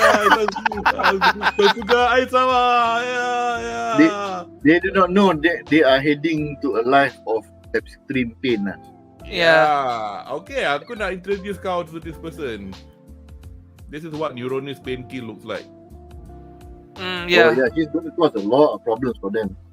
Oh yeah, flipping that. You see, he's a apa dia ni macam sotong masa nak makan takoyaki. Dia juga akak kawasan. She's wearing bondage gear, but apparently dalam according to the wiki, we tak tahu dia jantan atau betina or whatever. Anyway, dia kakak kawasan aras 5 macam Negredo. Remember the prison level when I said Negredo was on the ground level? She's beneath Negredo immediately. So level 5 tu ada atas dengan bawah. So dia dekat bawah. A torture and information extraction expert. So basically masa Sunlight Scripture kena balun dengan AINZ in season 1, the survivors, she did the job lah. And favorite food dia otak. She's a big player. And paling kelakar kali dalam NPC kan, she is one of the worst 5. Then ada 4 other. So gila kelakar. Orang best 5, top 5, dia worst 5. Kalau dia suka makan otak, then she is based off D&D punya karakter, the mind players ke apa, Princely aku tak ingat. Where dia tentacle heads and then dia orang makan otak orang manusia. You're right. Anyway, so let me see if we've got any other comments. Tukang seksa. Seksi. Tak pakai seluar. Yes, tukang seksa. Brain eater, yes. Yes. Muhammad Yasin pun cakap the first 5. Dia tak ada, and yes, dia tak ada gender, tapi dibahaskan diri dia. One sama akak. Betul lah kakak kawasan kan. She looks like akak. I got a rap song in my head at the moment, along the lines of Missy Elliott. Get your freak on. Get your. Apa yang kau fikir tu? Kau tengoklah rupa dia. Anyway, so kita sudah Wouldn't it be funny kan? Wouldn't it be funny? Netflix buat Overlord live action and cast Missy Elliott as Neuronist. Kejam siut. Persis. Anyway, so kita dah tadi habis mengulas segmen ketiga. Dan obviously sekarang kita nak tengok apa akan jadi di episod 11 dan apakah harapan kita untuk season 4 episod 11 Overlord. Ada. So, kita punya next season pula uncle ni dah cakap pun tak betul. Season episod ke-11, Well Prepared Traps or Harimegu Rasa Seta Wana. So this will be lagi 2 hari ya. Kita boleh tengok dekat Aiki. So kita kalau ni I nak padam ni kejap pasal saya nak apa kata kita tengok video tu. So Anri, will you do the honors? Can you go to the tab as we discussed? Yo. Enlarge. Okay, don't play yet. Enlarge it first. Okay, I'll add to stream and then you can play. Play now? Yeah. Okay. I'll get rid of the music. Volume tak kuat sangat. That's the 8 fingers. I can hear a bit. So dia started war. Albedo, yeah. There. Untuk hang. Actually. Ada beam cannon Who's that? I think I know who's that, but I'm not going to say anything. So Albedo's facing the Gundam. Okay. What is that white suit in the same battle ke tempat lain? That is the question. Takut dia pull Marvel. We can pause, just tarik, just drag. I mean, enlarge the screen again. I mean, like, yeah, and then just drag back a bit. I mean, just pull the to the masa lawan. Yang mana yang ni? Stop. This one. Ni. Are they in the same battle ke? I kind of know this is like what's going to happen next, because so now AINZ is going to start attacking because dia dah bagi. In fact, I do not know what the original plan was after all this shit that has happened. Dia dah kata, okay, if that's how you want it to be, Cocutus and Mare, you are leading the. That means no mercy, yeah. Then tadi kan kau tarik balik, kau nampak the army moving forward with Mare dengan Cocutus. If you can pull the picture back a bit more. Yeah, here. There. You could see Mare on his right, and God, what others? Itu bukan dia tak ada macam ambil all armies from other lands, is it? That's not a frost dragon, is it? Is that just some creature? No.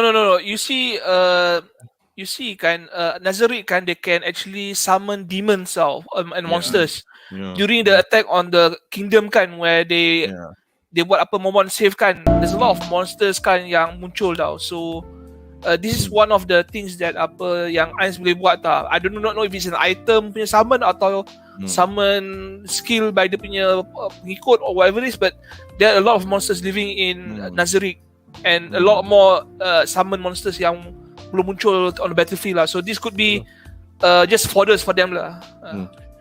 Shaz, you were or something. You were asking a specific question just now. What was it? Was it the location, or you were talking about the armor of?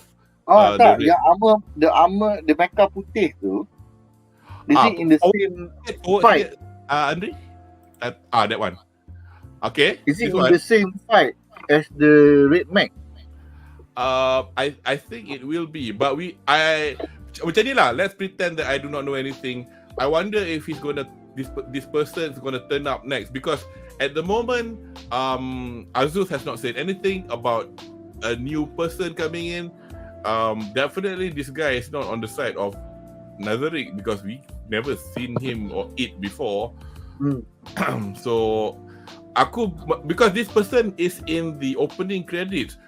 Yeah. Dulu aku theorize, aku theorize dulu that this person was one of the 13 heroes.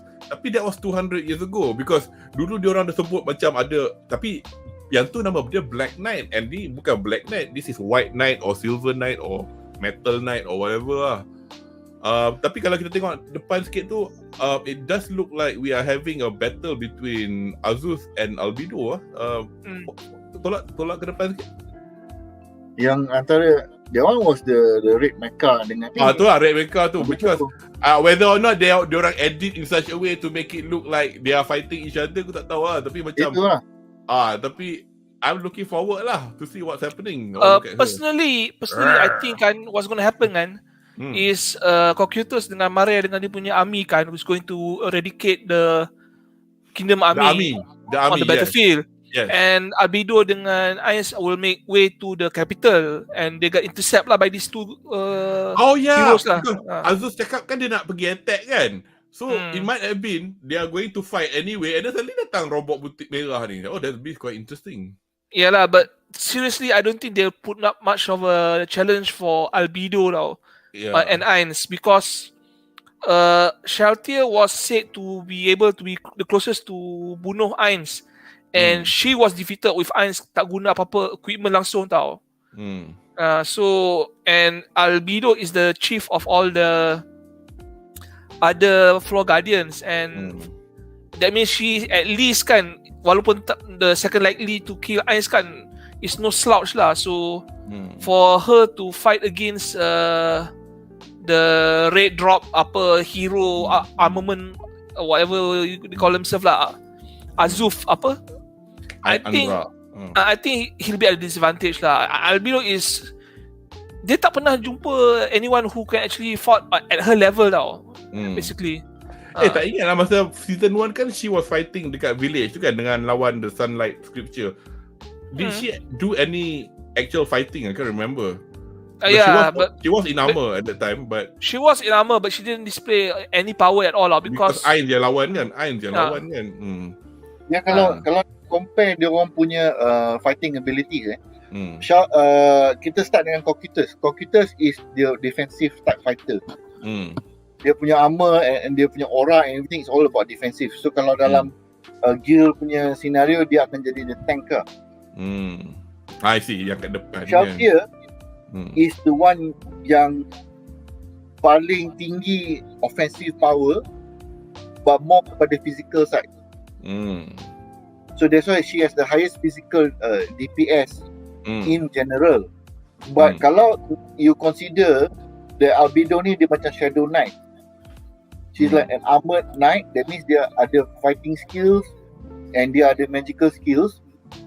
Her overall physical campur magical offensive punya power is going to be higher than Shaltier. That is the reason why she is the head of them all lah. So that's why they respect Shaltier because of her physical brutality. Kalau kau punya magic tak sempat nak keluar, mampus kena belasah macam tu je. But if given enough time, kalau kau tak interrupt Albedo punya magic, you have it lah. Dia most likely dia akan jadi magic punya fighter. I see. Tapi itulah, I mean, actually tadi I meant to ask kita punya harapan. Obviously our discussion is the harapan, but I just want to add one more harapan. Harapan aku kan basically AINZ lah. And I will strike down upon thee with great vengeance and furious anger those who attempt poison and destroy my waifus. And you will know my name is Overlord when I lay my vengeance upon thee. Wah, kau ni. Oh, feeling. Bangat pula kau ni. Tak, kau tengok AINZ came to fight Dia bawa dia punya war staff dia. That is I'm not sure if it's a world level item, but at least it's one of his personal items that he used. Yang tu ke? Yang tu actually it's a culmination of all his 41 friends finding all this rare stuff and made that thing. You have to understand kan, AINZ kan, he was the logistic expert for the guild for the guild. Basically that he has a vault full thousands of accumulated items from all his friends kumpul during the time playing that thing for like 11 years tau. So he has a lot of shit at home tau to play with. So even if he lose this thing kan, it's not a big loss basically for AINZ. He has a lot of stuff basically. Cuma dia ni kedekut. Yalah. That's why dia tak bagi Albedo fight a lot of times sebab dia tak nak Albedo reveal how strong she is. And also kalau kita tengok from viewer punya perspektif, dia nak bagi kau tahan dulu lah 4 season. 4 season baru now to reward all our loyal viewers. This is Albedo when AINZ says dia akan mengamuk lah. Something that can just obliterate the warriors. So now you have a chance to unleash her might lah. Cuma aku rasa both the red and the white warriors together might be a bit too much for her. So AINZ akan join in lah. Okay. Kalau that's dia really fight in the same battlefield, then most likely AINZ himself will like ni tak boleh jadi ni. There's a comment here which I guess is not a spoiler, but basically kind of a harapan from Iqbali. Adakah AINZ akan one shot juga White Knight tu saksikan? Yes, of course. Kita pun nak saksikan tengok apa jadi internet. Aku nak Kenapa? Boleh. Aku suka orang yang suka letak benda macam ni. Okay. Sila. Tembak. A lot of people bila dia orang letak statement macam ni, Sebenarnya dia nak bagi spoiler. Yeah. Dia benda macam ni adalah spoiler-ish. Okay, kita kalau katakan Ni. Spoiler dalam AINZ akan berjaya mengalahkan White Knight. Then Maknanya kita dia berjaya lah. dia tak kalah pun. Melampau lah kan. So then we know he's going to win. But kita tak expect dia akan one shot contohnya. Tapi kalau kita letak macam tu, kita like ini confirm one shot lah ni. That kind of thing. See like contoh kalau kita tengok dengan contoh initial D, Hilma. Hilma ni siapa? Tak, ni kawan Anri ni, Muhammad Yasir ni. Dia nak Hilma. Hilma tu siapa? Hilma Sickness, the 8 fingers girl that was tortured. Yeah. Let me show you. I think she appeared here lah. Dari depan tadi. That ada. Yes, ada. Okay, let me just put it on. Ni dia. This one. So there's something happening there. So ini pun I'm interested juga to see what's happening. Why? Here it is. Why? Hello. Hello. How low can you go? Mm-hmm. The war against the kingdom has become merely a boring task to annihilate 400,000 troops. Yeah. There you go. So part ni pun I kind of know what's happening, but it'll be interesting to see what they're doing next. And setan yang sebelah tu siapa actually? Is that like aku tak ingat lah. Is it something that belongs to Albedo or is it something that is part of the NPCs? I think Tak. Aku baca komen. I do not know for sure. I think it belongs to a familiar that belongs to Shaltir lah. Shaltir punya family kan is mostly vampires and all those types lah. And usually they have some sort of like troll or some shadow demons following them lah. Dia punya function macam assassin and covert actions like Shaltir. I mean there are a lot of videos abound from readers whether or not ini macam amounting to fan fiction or whether them extrapolating from what they read from the light novels, but Shaltir kan dia ada dia punya posse kan of all this macam servant girl vampires tu kan look like her. They say and ninjas. They sleep with each other. That kind of thing, and we were like, that's interesting. That's not fan fiction, that's fact. I think it is, but I don't know whether this is reference to Shaltir Shadow. Are you Catherine the Great? Is that are you talking about that black demon thing with the blue eyes? Is it? Most likely, yeah. Tapi you think this statement just goes to show that battle that AINZ was looking forward to now dah become like okay lah, I'm just gonna kill these guys. Dia dah hilas selera to put it in a simple way. Yeah. This video was narrated by AINZ, so he's talking the wall has become boring. Dia macam bunuh je lah semua orang. So anyway, we've reached, tampaknya kita dah tiba di penghujung sesi bedah kita malam ni. Terima kasih kepada penonton di rumah yang banyak bagi komen. Harapan untuk season episod seterusnya. Tak, kita punya harapan kita dah discuss tadi. Unless you want to give another kau ada specific one, dipersilakan. Saya tambah. Sila tambah. Saya mau tengok of course the war, and I also want to see kalau pelacur-pelacur tu selamat atau tidak. That's about it. R15 Syaz. Personally I just want to see Albedo unleashed lah. 4 season kita telah menunggu. Sebab dia tak pernah dibenarkan lawan betul-betul tau. Kita dah nampak Shaltir lawan. At full aku tak peduli, I'm going to kill somebody punya level we have to remember one thing tau. None of the Floor Guardians kan have bertubuh ruas tau. Sebastian lawan and he one punch everyone in the previous season. Cocytus didn't even have to draw the weapon seriously masa lawan dengan Lizard Man. And Jagabov was actually play fighting with AINZ at the Kingdom capital, buat drama. So no one fought seriously. So hopefully you can see the extent of the full power lah. I mean, Demiurge kita pun tak pernah nampak dia lawan betul lagi kan. Ya betul. Itulah these people are probably they are a force to be reckoned with, because when the NPCs were created, they weren't created cincai, they were created like high level semua.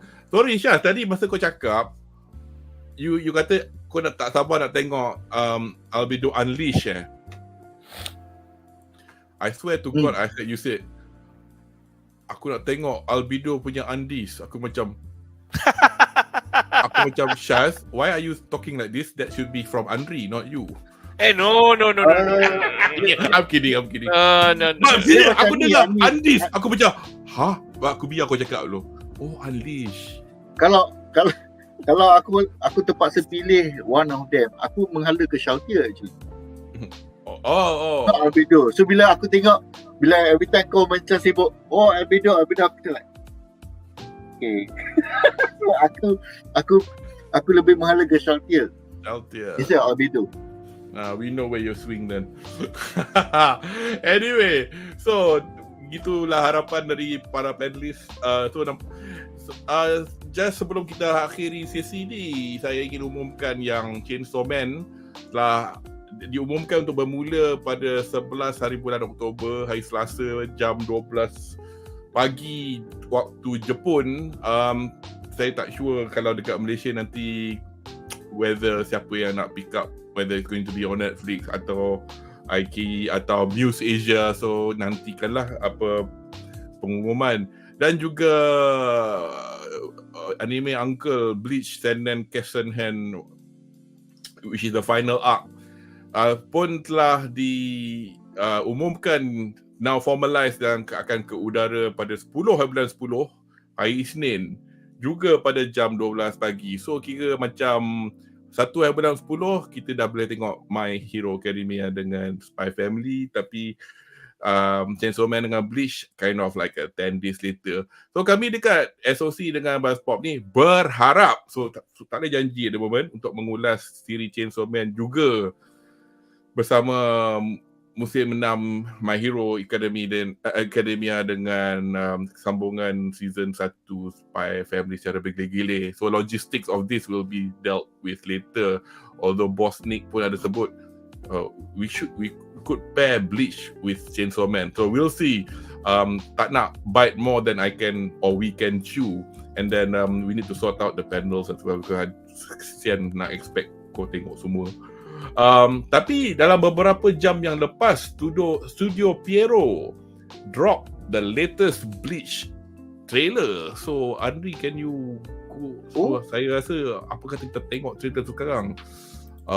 Enlarge the screen. Let me just add to the stream. Let me just padam the music first. Aku ketinggalan zaman Bleach ni. I mean, how much did you watch of it last time? When this is 10 years ago though, Bleach. Aku cuma tahu in the end Ichigo menang lah, itu je lah.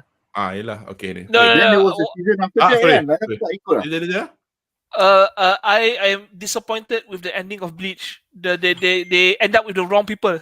Okay, we'll talk about that after this. Okay, let's have a look at this. Okay. 2 minutes 20 seconds. Fantastic. Ni ada subtitle lagi.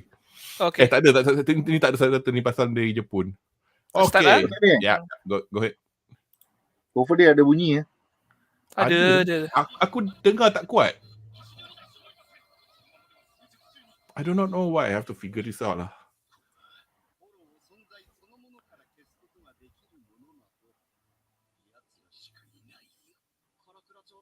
What the heck? Exactly. Just to summarize, the last enemy, they are a bunch of Quincy's. So selama ni duk lawan macam Aizen was a Shinigami turn rogue buat these hybrids of hollows, right? Which involved, tapi whatever it involved, obviously this is 10 years later, the animation, the quality of the art looks better. It's still the same studio, director baru. Bukan, I'm not saying Noriyuki Abe was crap, but this is a younger guy. I've Aku boleh read dengar sikit je. I've read all 74 volumes. So I'm just looking for Oh, what I mean, itu pasal it's not just hype. This looks good, man. dia lagi orang tua ni. Dia boss. Aku ingat dah mati. Shh. Belum lagi. Kalau dah. Oh, that could be a flashback. I mean, that was in the main storyline kot. Takkanlah aku nak cakap. Nanti kita cakap lepas bedah ni. Just in case ada orang yang belum tengok dah baca. Tapi this looks good, man. Kalau dia maintain macam ni throughout, aku tabik. I mean, if they're not doing a mapa lah. Kadang-kadang macam Chainsaw Man, dia orang cakap cepat cantik gila kan. Ada.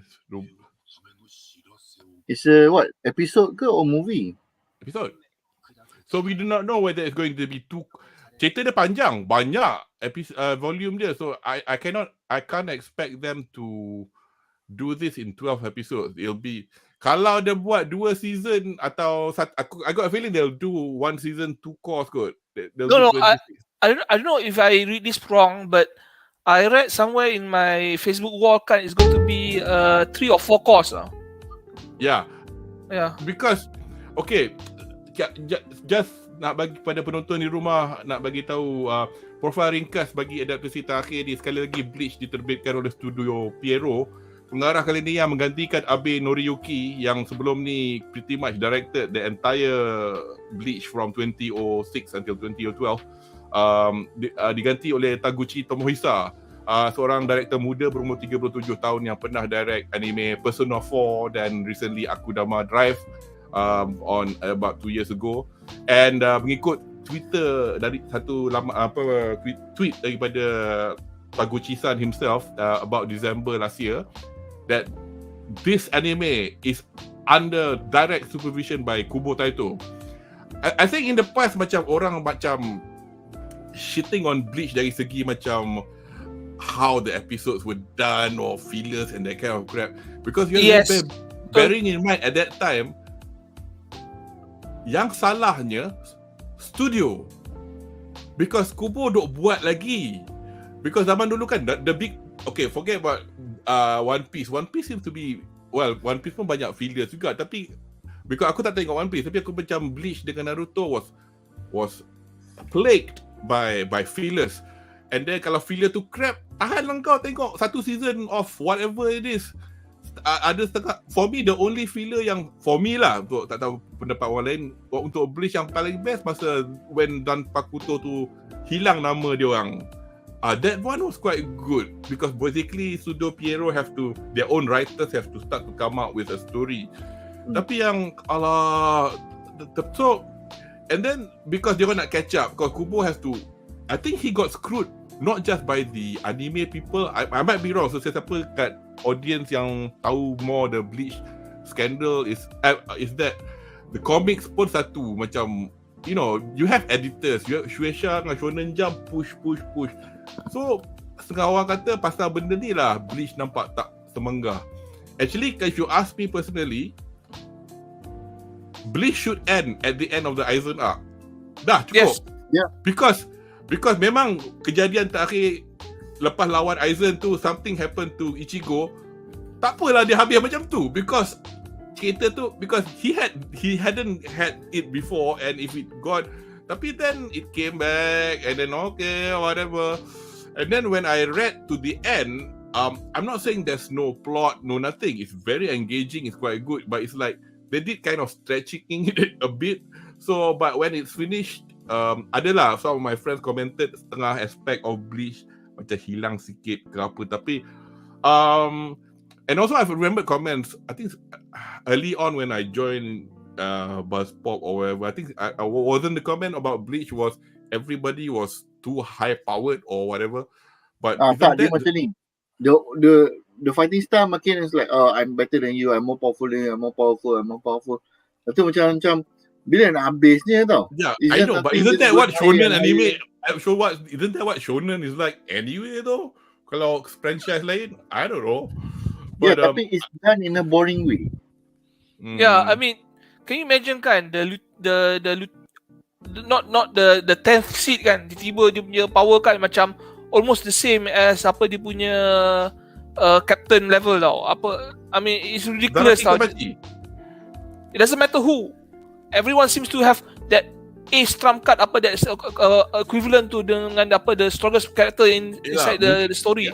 Yeah, I might sound like a bloody Bleach apologist, but then again, you're bearing in mind I'm a person who probably, when I watched Bleach, that was my first real foray into watching anime. Bukan tak pernah tengok anime, pernah, tapi because of how I went to school semua kan, and zaman-zaman uncle muda-muda dulu, satu anime je kan, RTM1 zaman dulu tahun 70-an. Lepas tu bila masuk sekolah asrama, tak boleh tengok TV. I know, but So you have to understand. You have to understand, in Bleach kan, they are all using basically swordsman now, okay? Okay. I would expect kan some sort of macam Samurai X type of style. Okay, maybe macam I have like one strike apa he Setsu ultimate slash whatever it is lah. Something like from Samurai X lah. But like some powers macam Bakuya kan, you have a wall of Sakura petals. Yeah, Sakura Kyogu. That's already overpowered, and this is just at the early part of the series tau. And then you have apa ada weapons kan tukar jadi macam kapal lah, ada jadi macam apa reboot lah.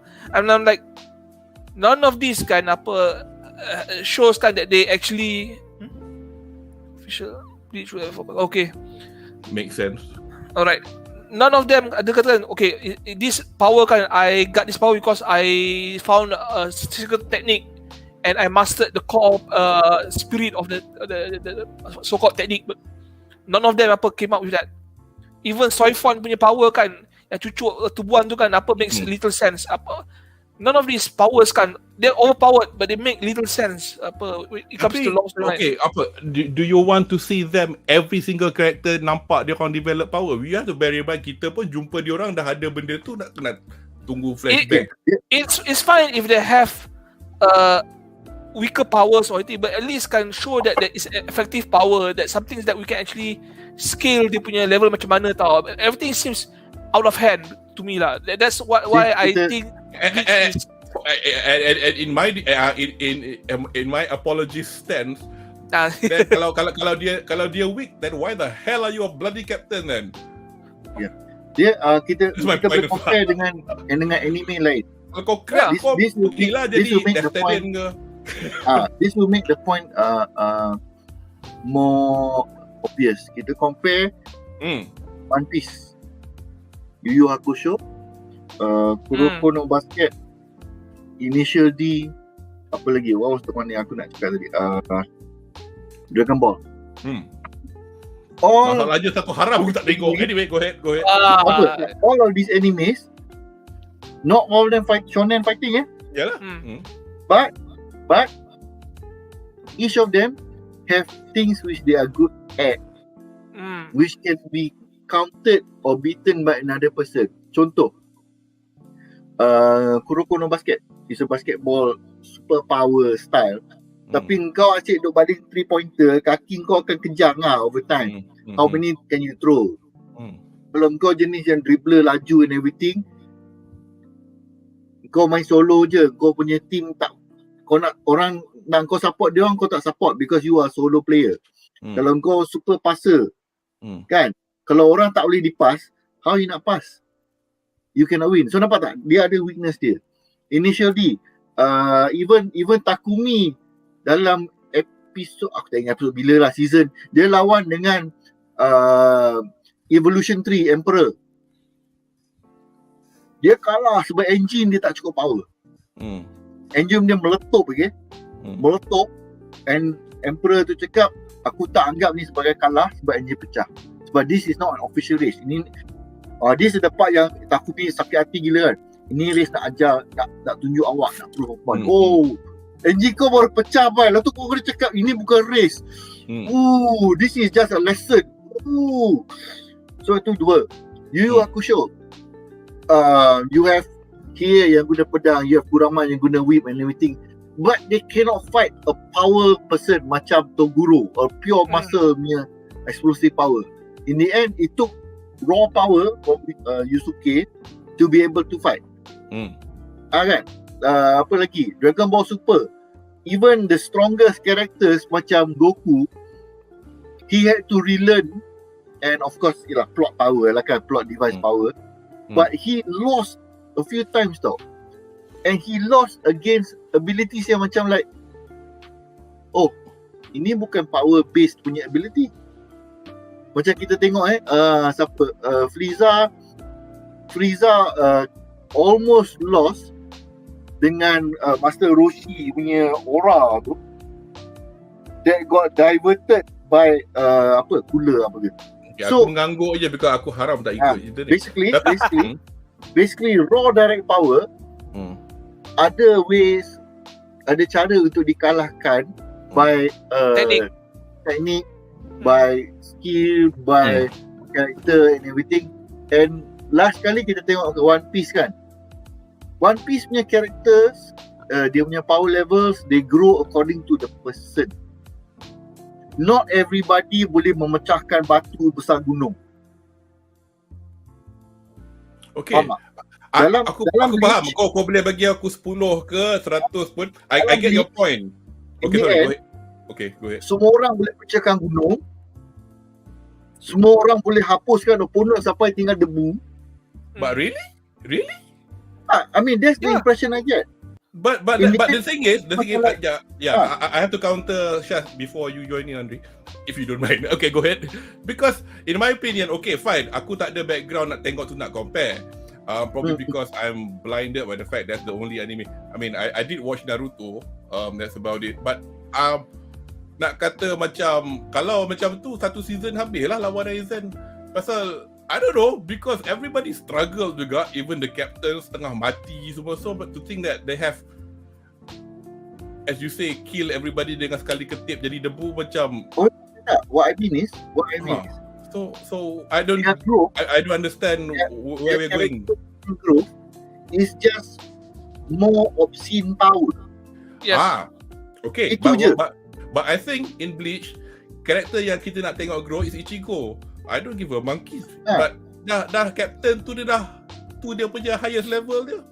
Nak buat macam mana? Kita bukan nak tengok dia lepas ni aku belajar teknik ke-17. Dia cerita Ichigo. Bukan cerita Aizen. You imagine dia orang ada dia orang punya spell abilities. Aku tak ingat what do you call the spell ability. Dia akan cakap something 342 something. Bukan bangkai. Dia punya teknik. Not bangkai, is the spell. As a Bleach apologist, I can't give up the name. Aizen tahu, all the orang-orang bawah tahu. I tahu Kido is lawan macam tak guna ni. Kido. That's the one. Dia ada cakap number kan. Kido 342, Kido 171. So dia orang tak guna teknik-teknik tu. Only once in a while, instead of just like, nah ambil lah world ending power, nah ambil lah burning reach, satu dunia terbakar, nah ambil lah something that can cut bunga-bunga berjuta-juta sampai everything can hancur. So macam like, I know, tapi macam kalau if it works every single time, it doesn't. Itulah, that's the thing lah. That's the thing.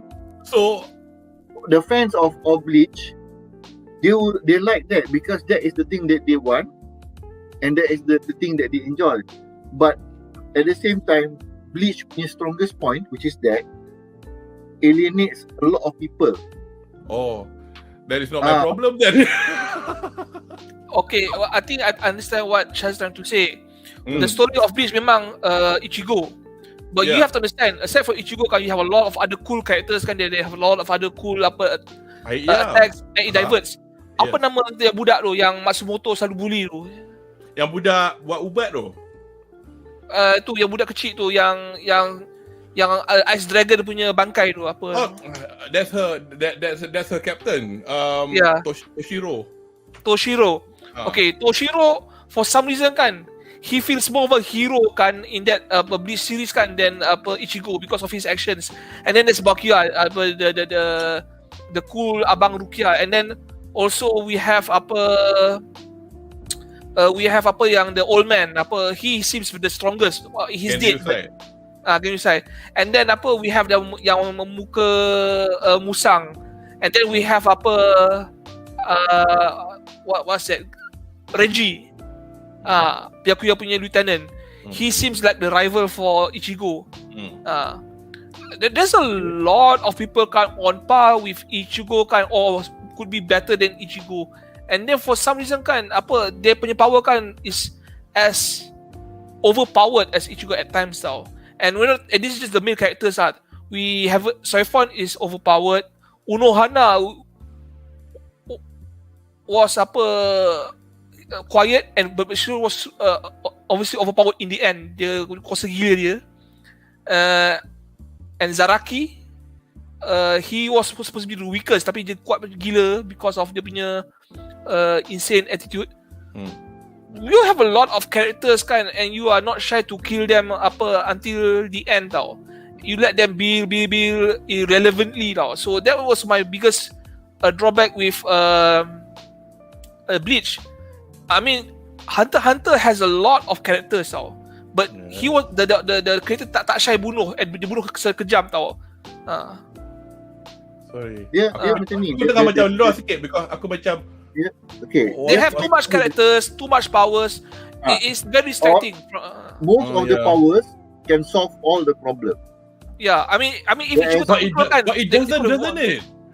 But if he can do that, then they would have killed the bad guys in just like that. We had to watch it. Okay, they did. That's the biggest problem. That's pelik. Kalau Ichigo tak muncul langsung, they could have settled it by themselves. Bukan they were struggling. They were struggling for some reason. I have no idea why. Yeah, probably because their powers are not as overpowered as you guys been describing. Itu yang aku tak boleh faham tu. Tak, because they all macam this, the way they show their power. Oh, this is only like 3% of my power. Oh, this is only 2%. Yeah, and it's like that is a classic shonen trope lah, of course.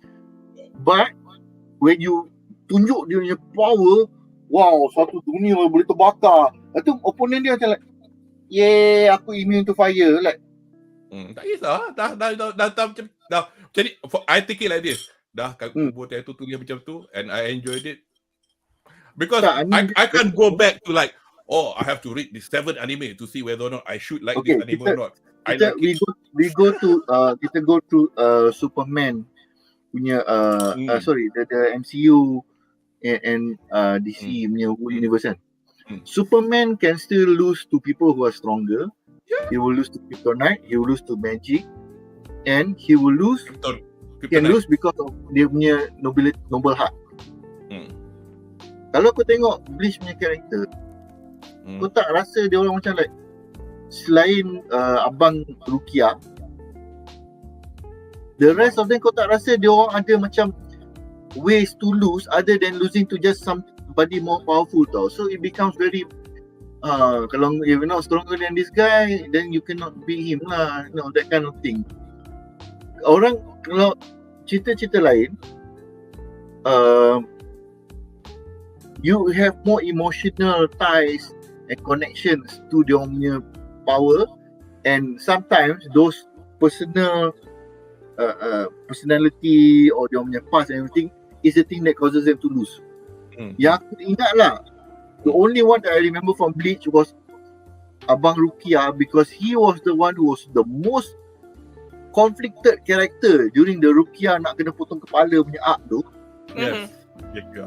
And he was the one macam like, aku ingat aku tak nak selamatkan kakak aku, but if I save my sister, I hold dia by the book crumble. So I was like, oh shit, this is good story writing. Tapi bila sampai ke Aizen ini, saya kuat.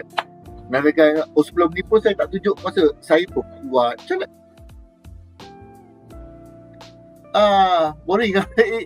They just ended up becoming vessels of I got more power and that's it. Character in other MCU, in DC, you can see motivation dia macam ni. and dia tak boleh lawan orang in the air. Kenapa? Sebab dia tak boleh terbang. Yes. Batman, dia very smart. He always outwit people. Tapi kalau dia kena sepak melayang, dia habis lah. Done. Superman, I cannot I'll fight Darkseid, you know. Things like that. They have things that differentiate them. Now, orang mungkin cakap, tapi Syaf, kau tak baca betul. Kau tak tahu karakter ni, motivation dia macam ni. Yes, that might be the case. But kita kena tanya balik, is it because I tak baca, or is it because the emphasis is too much on dia punya power, for power punya sake? That one, you guys kena decide sendiri lah. Yeah. I think that is my only concern. Even Dragon Ball pun, Dragon Ball has a different motivation. Vegeta has a pride and family value punya motivation. Piccolo and apa nama yang Gohan have different motivation that allow them to become stronger. And also especially in Gohan punya case kan, apa aku nak lawan? My dad is taking care of everything. Uncle Vegeta is already taking care of everything. So I don't see the need to fight. You see that kind of thing. They have things which that separate them from each other. Whereas dalam Bleach, everybody ended up being, it's just a power display. Right, that's to me lah. Sebab mungkin aku tak sedalam into Bleach as you were. I'm not going to pretend to say, aku sudah baca, aku tahu, and say that you are wrong. But the thing is, at the end of the day, I fucking enjoyed the show. So I'm so looking forward to see this next. The only thing I enjoy about Bleach until the end kan is the female characters. Yeah. Episode. Itu. I always want to watch Tia Haribel, Matsumoto appear, Yoruchi. And when they ended up with the pairing kan, I was like, Rukia ends up with Renji. Aku suka Rukia dengan Soifon. Soifon. My Soifon baru sampai last week. Anyway, but itulah. Because they just made her Molud. Ini that is very well done. Yeah. You kalau if you ever take out this character, you need to show her. Kenapa dia panggil dia Sui Feng? She's supposed to have a Chinese name or whatever. But the thing is, I will put it in the detail. At the moment, aku tengah nak rearrange, reposition. But this is well done. I pre-ordered this sometime in January kot. Very well done. Aku rasa Kudo kita dah menyimpang lama dah ni. Aku dekat 20 minit dah timbang mengapu. Serius, kau tengok time tu? Kita kena kita power of friendship. Siapa ni? Nampak Yasir. Tak adalah. But then again, yelah, okay lah, kita menyimpang pasal Bleach because kita cakap pasal Bleach because, well, it's a good interesting discussion because, I mean, you know, at the end of the day, mungkin aku tak, I don't know. Lah, macam mungkin aku tengok Bleach at an age where I was like, wow, fascinated. But the thing was, I was invested in it. Tengok macam, tak adalah macam tengok membabi buta je. So bila orang cakap, overpowered, tapi aku tengok macam, kalau dia overpowered, apa sahaja dia kena belajar lagi. Because aku cerita Jigo. And dia kena belasah juga. Orang lain pun kena belasah juga. So aku macam, I see what your point is. Macam katalah macam dalam game lah, katalah back to AINZ kan. Kalau dia undead, kita tuang holy water sikit pun undead mampus terus kan, depending on the situation kan. Kalau kau Pikachu, kalau tembak lightning, memanglah dia tak akan mati, dia akan lagi seronok ada lah. So benda-benda macam tu aku faham, kau tak faham. But to be fair, power scaling is also fucked up to a lot of other anime, especially Dragon Ball. Things were jangan kita lah. Bullshit ni dia punya power scaling. Yeah. Now we have God Blue, God Red, soon to be Black Frieza, and then maybe down the road we have Rainbow God. You dah tengok the movie belum? Dah. The new movie. Itu Dah pun tengok ada spoiler material juga tu. Nanti siapa yang I don't want to mention the Gohan Piccolo punya form. Because some people may tak tengok the movie yet. But be fair lah, people hate Dragon Ball GT right, but at least Dragon Ball GT kan, the power scaling kan was stable tau. You have base form, Super Saiyan 1, 2, 3 and 4. That's it. No color. Ultra Instinct is cool, but there's a lot of forms lah in Dragon Ball lah. Ultra Instinct is a god level power in the story kan. And yet a random dude who bengang and practice hard in his entire life boleh lawan tu-tu-tu. Macam like, okay bro. Okay. Anyway, lah. Okay lah. God level powers 3, 5, 7, 8. Okay lah. Taking your cue, Syaz, you are correct. Habis kita sudah menyimpang sangat-sangat ke episod yang mungkin tak tahulah kita boleh dapat bedah ke tak. Tapi anyway, itu hanya dalam perancangan. Mungkin saya akan bedah sorang-sorang lah, bercakap dengan diri saya sendiri, kata best. Anyway, so dengan itu berakhirlah sesi kami untuk episod 10 hari ini, dan diharapkan penonton di rumah terhibur dengan perbincangan mengenai the episode. Dan yes, obviously nobody's interested, tinggal 2 orang je. Kepada anda yang baru ke sesi kami, jangan lupa untuk berlanggan, berkongsi dan klik butang like untuk kedua laman YouTube sama Akil dan Blast Pop TV, laman podcast sekarang ramai Malaysia. So anyway, thank you kerana sudi bersama kami, dan kepada rakan panel saya hari ini, Osukara Sema Desta, melayan saya punya soalan bodoh, dan juga thanks to Syaz, thanks to Anri, dan saya Kudo Marizu, ijo desu. Mata to de. Okay, bye guys. Koroyasumi. Koroyasumi. Let's see.